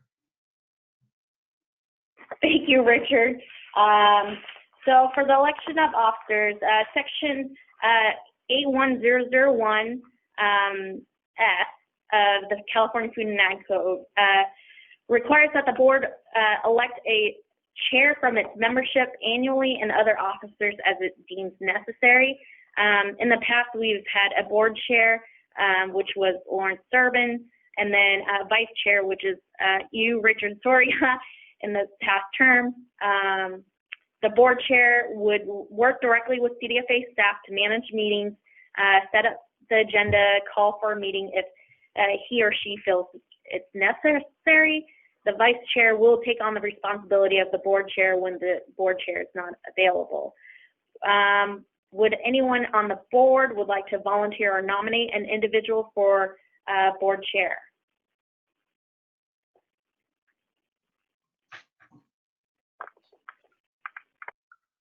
No comment.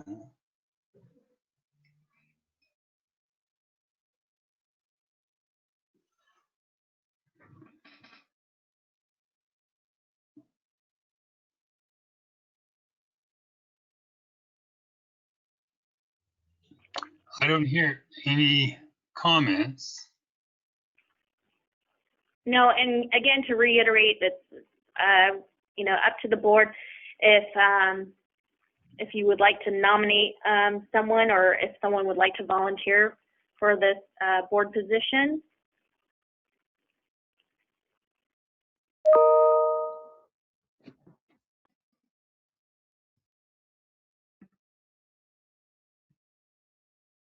Well, if nobody wants to nominate or volunteer, I'll volunteer as chair.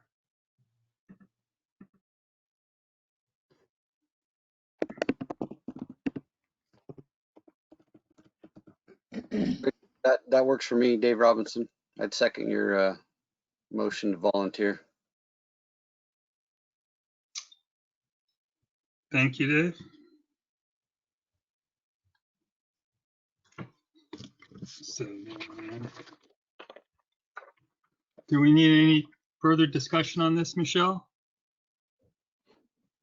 Well, if there's any From the board. further discussion for the board, or we can move on to public comment. This is Josh Chase. I'll volunteer for vice chair. Thank you, Josh. So right now, is there a motion for to make Josh Chase as vice chair? Yeah, I'll make that motion as well, Michelle. Dave Robinson. And I second it.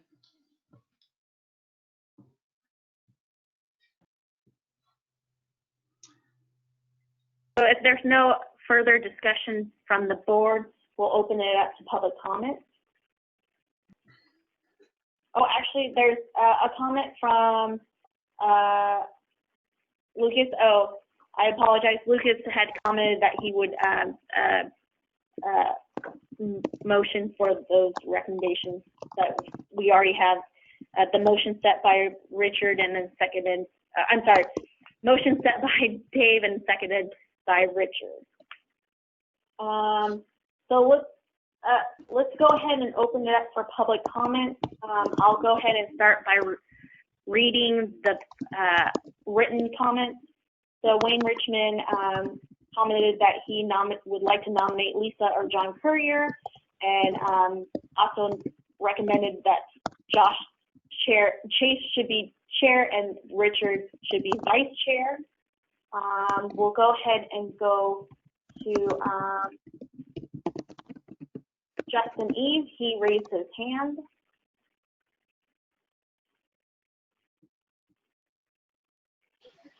Yeah, I just wanted to make a comment about the commitment of the chair and vice chair. As we noticed, some board members weren't able to make it. So Richard and Josh, and Josh, you've done a great job. And I think Richard, you depend there pretty often. Is as long as you guys can make some sort of commitment to be at every meeting and really push for every month and a half or so meeting, I think it would be a great position. But I know you guys are extremely busy, so hopefully the time commitment can be dedicated to, and you guys will push as leaders, as you've already displayed, to really drive some of these issues, as the next 3 years are vitally important, for the legislation that we're going to be rolling out as an industry. So the biggest thing is time commitment and making sure people can stick to that time, and also will commit to figuring out what they can, what the real ability of the IHAB is. And if I can be of any support, please let me know. Thank you, Justin.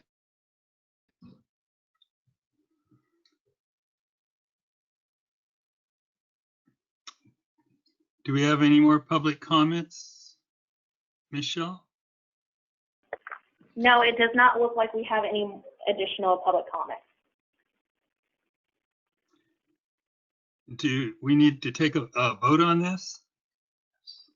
Yes. So before we take a vote, just so that I'm clear, so there's a motion to elect Richard Soria as board chair. That motion was made by Dave Robinson and seconded by Soria. Is that correct? Yes. Yep. And then there is, in addition to that, there's a motion to elect Josh Chase as vice chair. That motion was made by Dave Robinson and then seconded by you as well, Richard Soria. Yes. So yeah, you can proceed with a roll call vote since we've gone Okay. through the public comments. Van, how do you vote? Yes. Yes. Joshua Chase?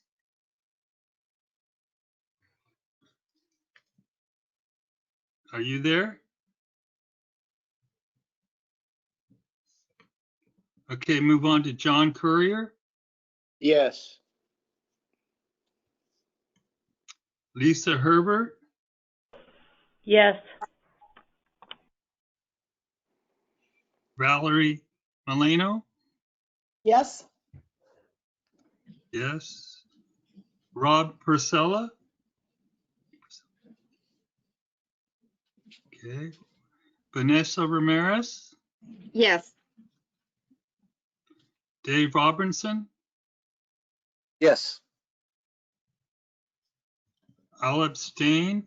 Lucas Wilson?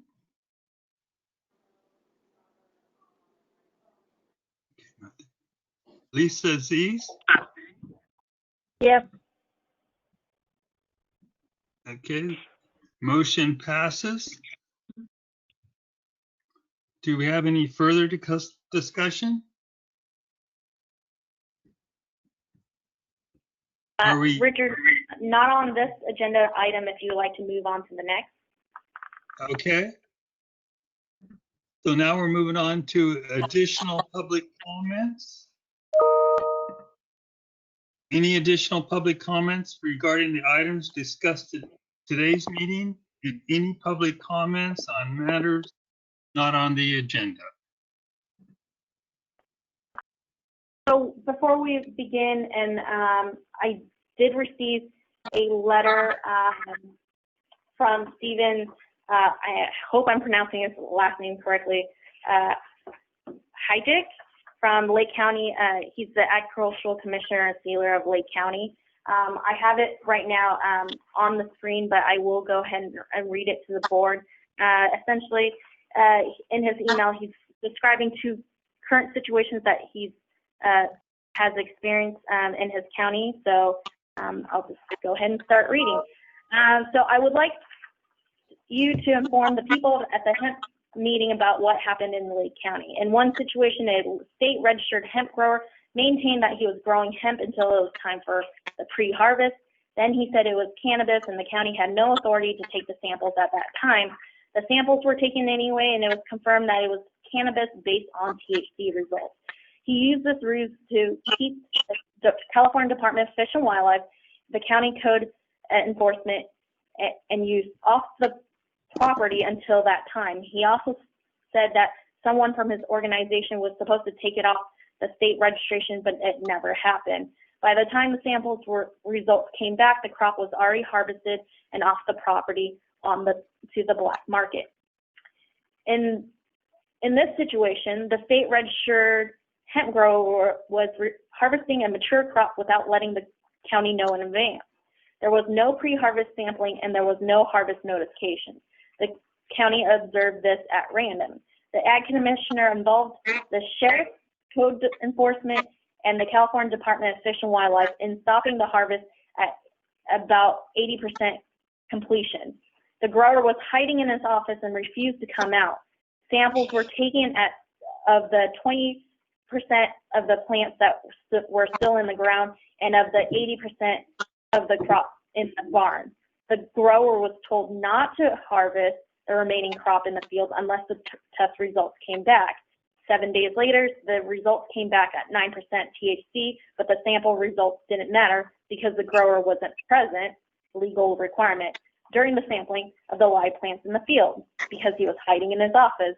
And the samples from the plants in the barn were not legal because there was no official state sampling protocol for the cut hemp plants.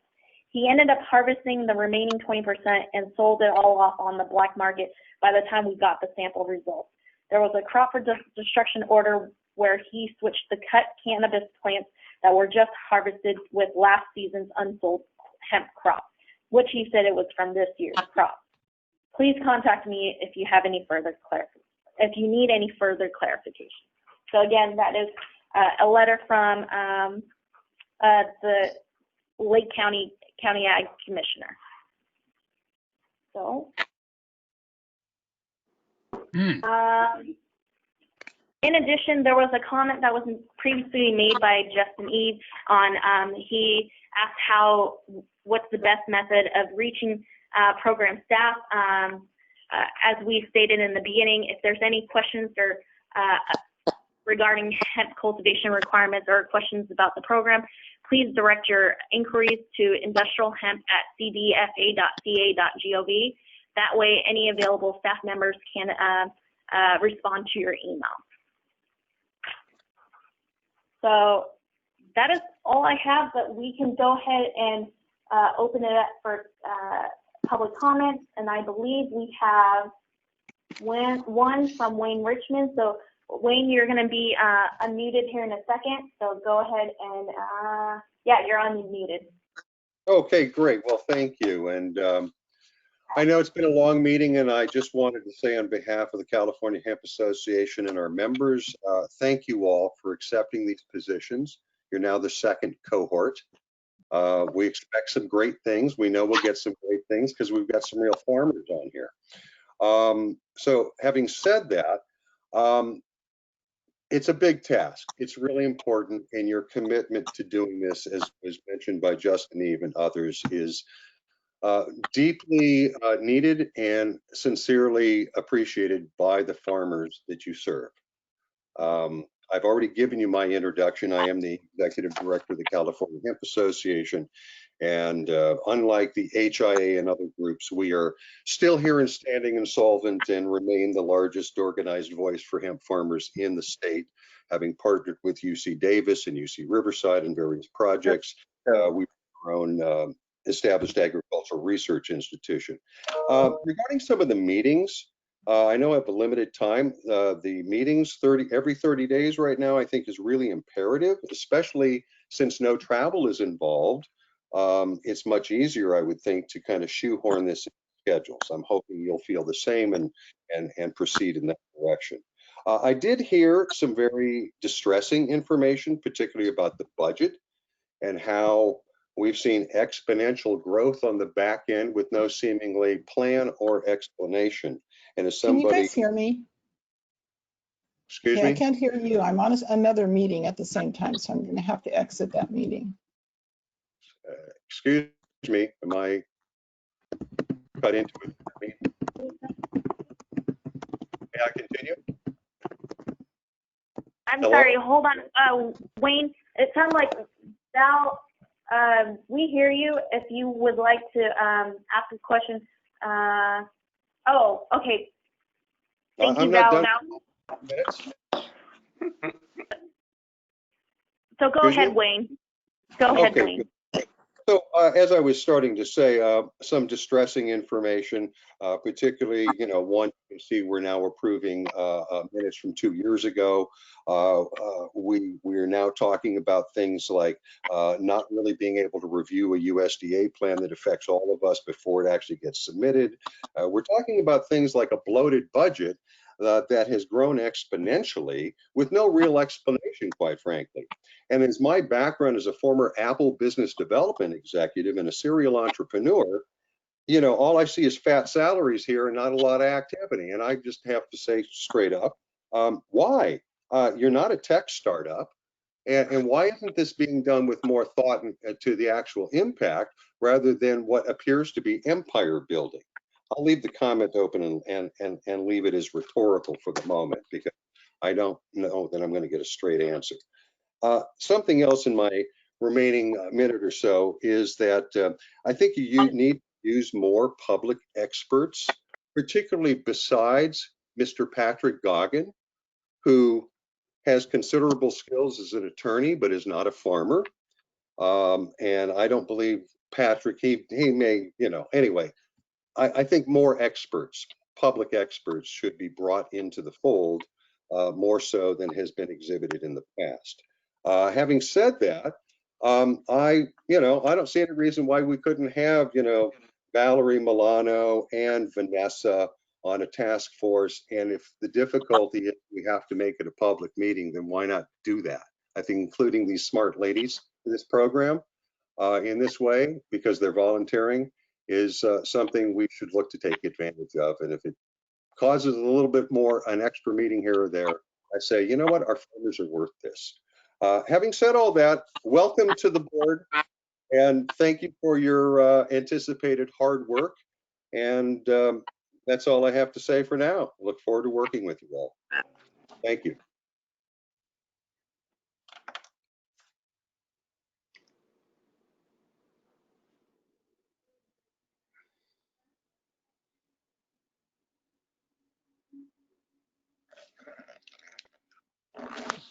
So we have one more comment, and Justin Eve has raised his hand. So Justin Eve, you'll be unmuted and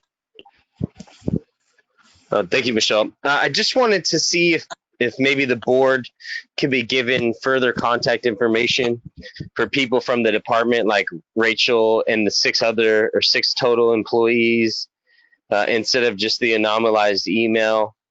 If the contact information and specific roles that the department people are playing for industrial hemp, if that information could be made public and also given to the board members for communication moving forward. I think it's essential that they know who they need to talk to about what, and they don't overflow you, specifically Michelle, by yourself. And I think it's important to differentiate who's doing what at the department for the board for communication moving forward.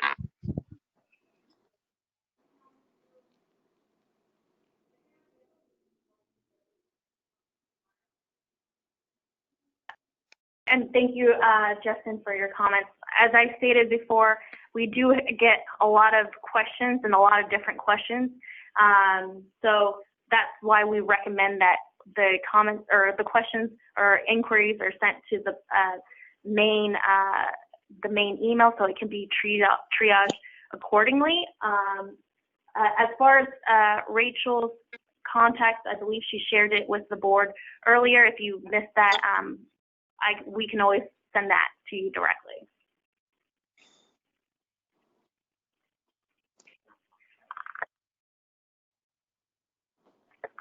Okay, we have one more public comment, and then I guess Josh has a comment as well. Josh Chase has a comment as well. But we'll start with Rachel Kubiak written comment. So Rachel is from the California Department of Pesticide Regulations, and she's asked that I let the group know that the Department of Pesticide Regulation is working on a pesticide guidance document for hemp. That she said that they hope to have it available publicly by sometime in October, and we'll share it with us here at CDFA so that we can share it with the board and the public. So thank you, Rachel, for that comment. Josh Chase, you have your hand raised. If you would like to speak, you can speak now. Yeah, sorry about that. My internet went down, but I wanted to make sure that I wanted to propose that we do this open forum task force meeting for the fees in 40 days. So I think it's critical that we get input from more than just 2 people on this before we make the final decision before the meeting after that.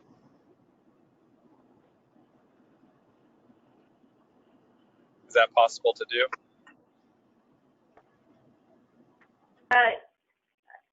Sure. I mean, we can discuss it a little bit more at the next agenda item.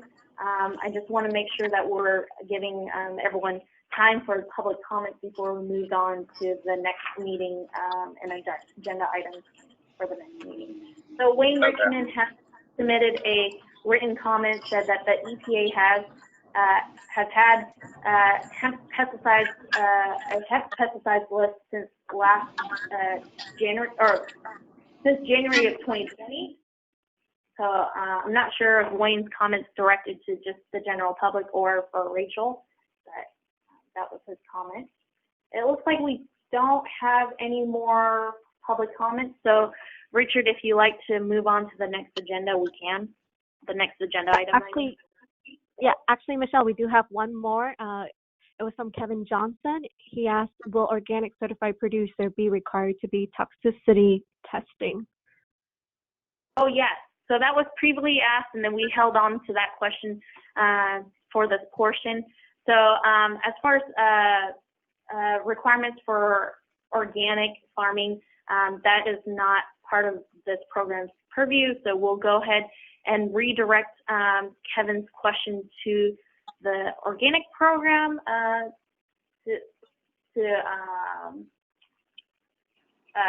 or depending if it's more related to the organic program or for the Department of Pesticide Regulation, we'll go ahead and redirect your question so that it can be answered. Thank you, Law.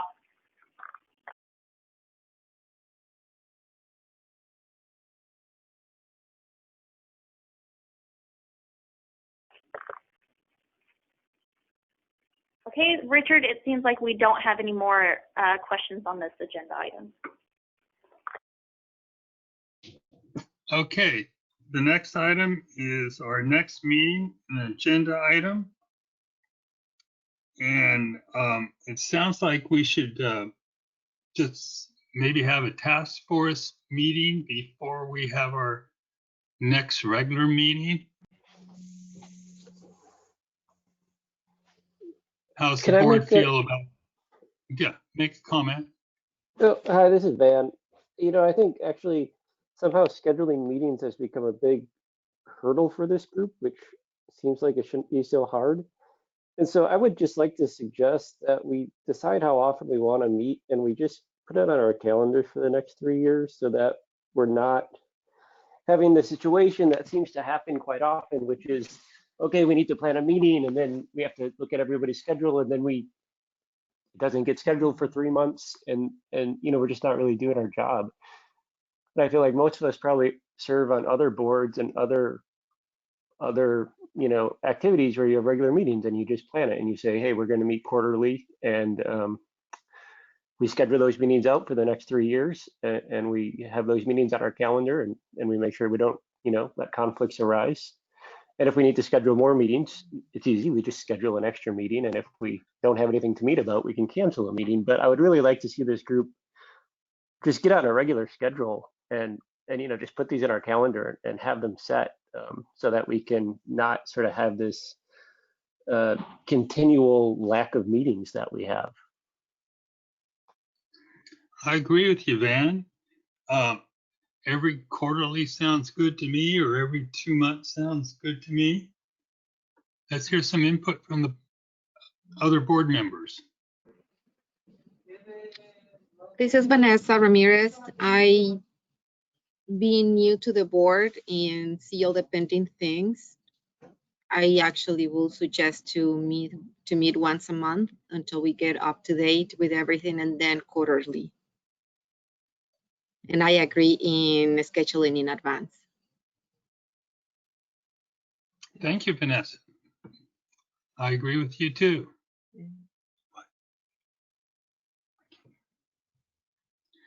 Any input from the board? This is Lisa Herbert. I think that quarterly is probably sufficient. Okay, thank you for your input. Richard, this is Michelle. Lucas Wilson had typed in his comment, and he's suggesting once a month. Okay, thank you, Wayne. Or Lucas. Do we have any other comments from the board? Richard, I would like to comment, this is Michelle. Just for the next few months, I just want to note that CACASA is having a conference on October 29th, or I'm sorry, October 19th through the 23rd. So that would be important to note since Lisa is part of CACASA. The other thing is we are at the end of the year, so the holidays are coming up. We will try to make every effort to schedule it as often as the board would like, but we will continue to ensure that we have a quorum for these meetings as well. Thank you, Michelle. Mm-hmm. You're correct. The holidays are coming up. There is the CAPCA convention coming up. How about we meet again before the holidays and try to meet the first or second week of November? How about some input from the board on that?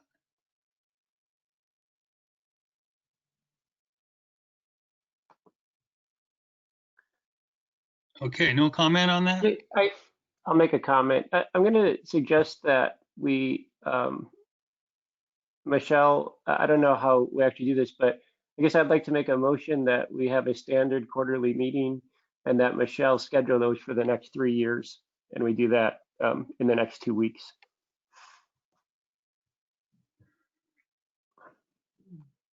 Yeah, I'll second that motion.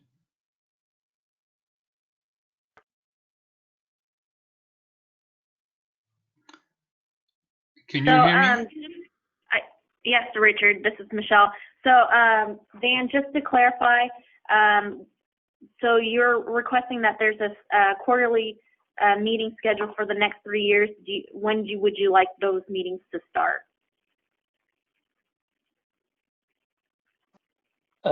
Let's start in November. Starting November, okay. And at this point, if the board would like to meet quarterly, I can set that up. I don't need a motion to do that.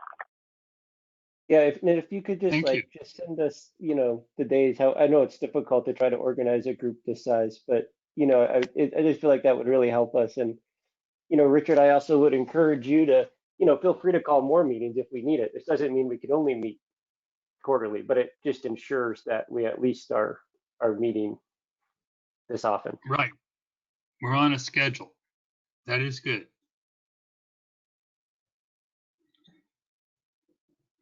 Okay, then, Michelle, if we're going to start in November, would we do a doodle poll? Yes, for now, I will set up a doodle poll for November. Lucas Wilson had typed a few comments. He said that he would recommend that we meet quarterly at least, and that the first or second week of November works for him. So I'll start there. If that works for the rest of the board, we'll start looking at the beginning of November. Sounds good. Yeah, and so once we have the November meeting scheduled, then we'll go ahead and try to schedule future meetings for the next 3 years. Thank you. Yeah. Thank you so much. Now let's go ahead. Oh, I just wanted to thank Michelle for doing that. Oh, excellent. Okay. Now we come to discussion of agenda items for the next board meeting.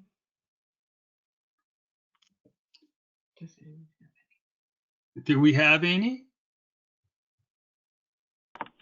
This is Lisa Herbert. I just think we'll have a lot of material, especially if the state plan is actually approved by USDA. Maybe we will have a comment period for the proposed regulations also. So there might be lots of material coming out of CDFA. Thank you. This is Michelle. To add on to Lisa's comment, yeah, I think that's something that we can update is on rulemaking and the state plan status. Well, I'd like to add that we have a task force report on the next agenda. Would that be enough time for you, Josh, and for a report? Yeah, this is Josh. Yeah, I'd like to propose we do like an hour or two meeting somewhere around October 25th as a public meeting. And then the task force could compile all that data from that meeting and report back at the November, whatever the November meeting is. And then I'm okay with a quarterly or a meeting every 12 weeks.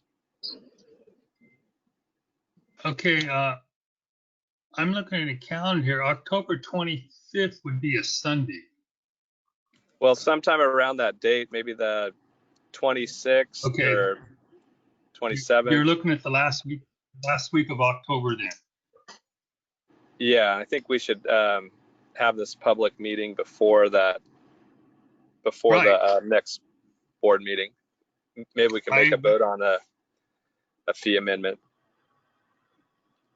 Is that a motion? I agree. We don't need to vote on that, do we, Michelle? No, I'll go ahead and send a doodle poll to kind of set those two meetings up. So just to summarize, the board would like to meet at the end of October for the task force, and then followed by a regular board meeting in November, the first half of November. Yes.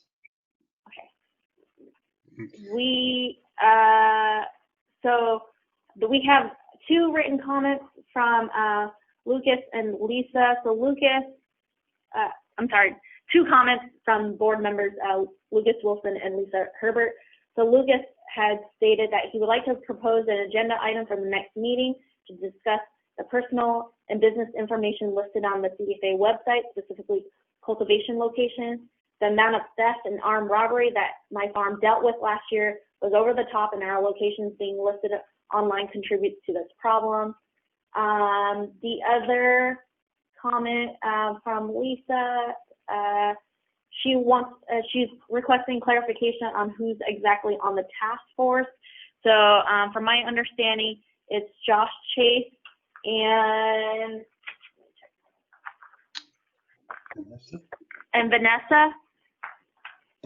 That's on the correct. task force. Okay. Mm-hmm. All right.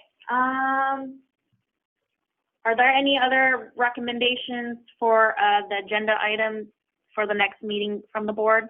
And then if not, then we'll move on to the public comment.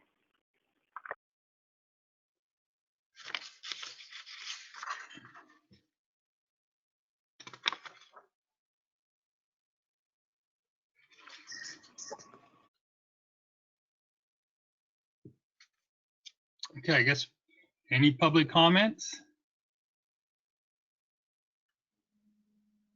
Yeah, so there's a few comments. So I'm going to try to group them all together. Wayne Richmond said that he would like meetings to be monthly until we get caught up, and he would like the next meeting scheduled now. Let's see. Kevin Johnson noted or commented that he thinks once a month for the time being would be good, especially during the time of remote meetings. It'll give time for the board to catch up on things. Scroll back up. And that's the comments that we currently have for this agenda item, which is next meeting and next meeting agenda items. It looks like we have a hand raised by Wayne Richmond. So Wayne, you're going to be unmuted here, and you can. Okay, great. Can you hear me? Yes. Yeah, I think it's just one thing I wanted to bring up as an agenda item suggestion for next meeting or sometime interim if you actually have the answer to the question. I'd like to know the total acreage destroyed, how many destruction orders were issued since the inception of the program, and some testing protocol background so that we can understand the actual testing methodologies that are being proposed and the actual effect in the field. because I don't think we've heard those numbers yet. That would be my suggestion for an agenda item or a question that perhaps even could be answered now if you'd like to take on the question now, Michelle. And thank you. Thanks, Wayne. So for your request for total acreage destroyed, and I apologize, I didn't capture the other item that you mentioned in my notes, but for those additional data, we currently do not compile those data, but however, we do have counties forwarding us the destruction reports and so forth. If that's something that the board would like that data to be presented, the board can request that. We're currently, like I said, due to staffing, we are currently behind on data entry. We're working right now and focusing on the registration summary. We need to update it since it hasn't been updated since July, but previously, before July, we've been updating it monthly. So it's something that we are working on. I just don't know if we will be able to report on that and have comprehensive data by the next meeting. But I will speak to well, it would be Richard. I'll speak to Richard as we prepare for the next meeting. In addition, your other comment regarding the proposed testing methodology, again, it's currently under the public comment period, so therefore we can't discuss that. If there's a need for additional information on how that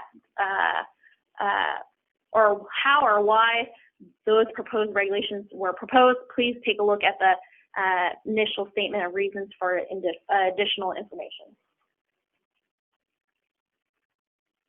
Thank you, Michelle. Okay. Yeah, and thanks, Wayne. He included, so it's the total acreage destroyed, how many destruction orders were issued since the inception of the program. So that's the data that Wayne is requesting.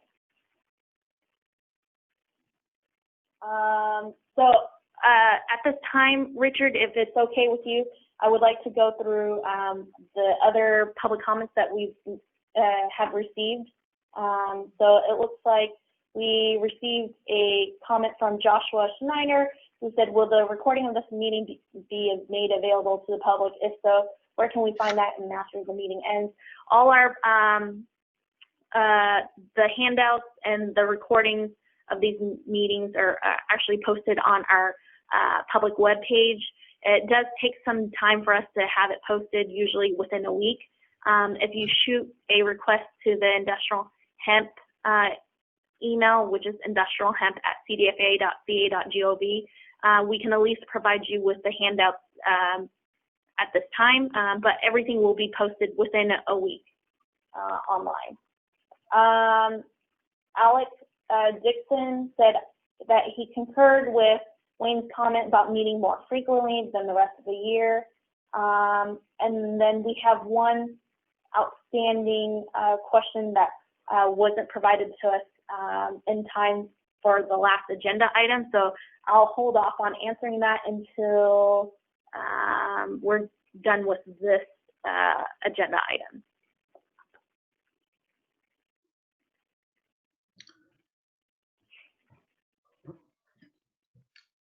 Any other comment? At this time, no, there are no other comments for this agenda item. Okay. So this is Josh Chase. It sounds like there's quite a few that want to do 1 month, and then there's quite a few that want to do quarterly every 3 months. So could we maybe do it every 2 months, or meet in the middle here? Or? Well, once the task force, Josh, is going to meet the end of October. Then we have a meeting within the next 2 weeks in November. And we're set up for quarterly, but at the November meeting, if we need to have another meeting the following month, we could definitely do that. So if we did quarterly, then the next meeting would be in February. Right. But Yeah. we could always meet again if we wanted to. I wouldn't say just unless it's December, you know, it's up to us. Richard, this is Just Michelle. Can I make a recommendation for the board? Sure. Mm-hmm. So I suggest Go that ahead. since we're, okay, so I suggest that since we are planning on having a task force meeting in October and then a board meeting in November, we can determine if there is a need for an additional meeting in the next following months after the November meeting. We can decide that at that time. I agree, Michelle. Is that okay with you, Josh? Yeah, that sounds good with me. We're gonna have 2 meetings in the next 8 weeks or 9 weeks, and then I think I guess we could decide at the November meeting if we want to do quarterly or every 8 weeks or whatever it is. It sounds good to me. I don't know if anybody else has any ideas on that. Yeah, sounds good to me too, Josh. Thank you. Richard, we have one more public comment for this agenda item. So Joshua Snyder commented that also it sounds like you need to educate your board on how to navigate a meeting under proper meeting rules, Robert Rules of Order. Have you educated your board on the appropriate way to ask questions, make motions, call for a second, call for the vote, etc.? Again, the board received the guide to the Bagley-Keene Open Meeting Act a few months back. Please take a moment to review that if you haven't already done so. If the board feels that it's necessary to have a refresher, we can have a refresher at the next board meeting. Thank you, Michelle. And I apologize if I did not follow proper protocol or Robert's Rules of Order.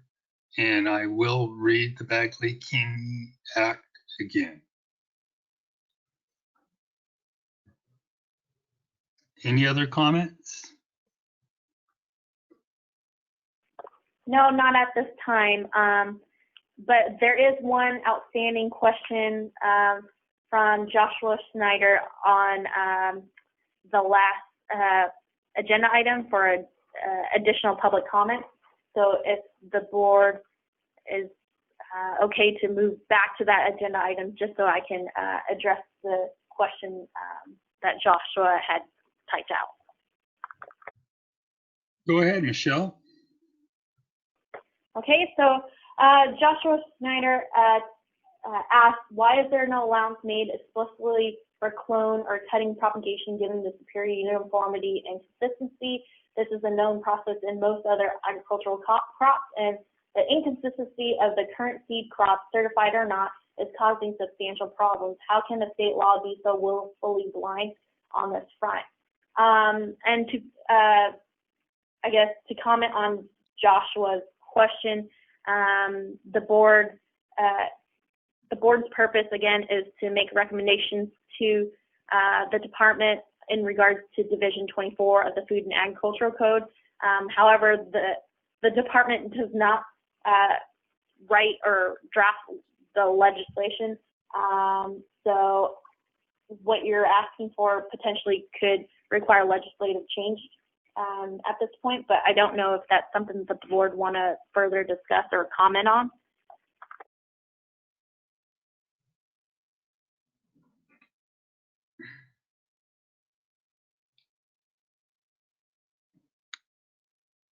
No comments?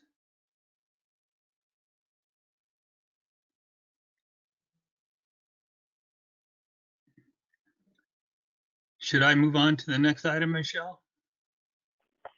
Yeah, so that is the last outstanding question we have. We don't have any other members of the public requesting to speak at this point, so we can go back to the next meeting agenda item number 9, next meeting agenda items. or if you feel that we're done, then we can conclude this meeting. If we have no other comments, I say we go to adjournment at 1:02 p.m.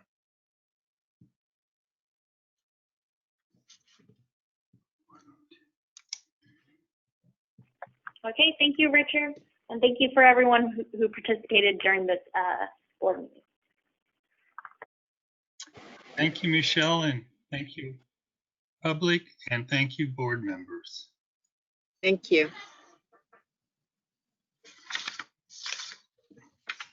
Okay, I guess you can turn it off. Wrap up my papers.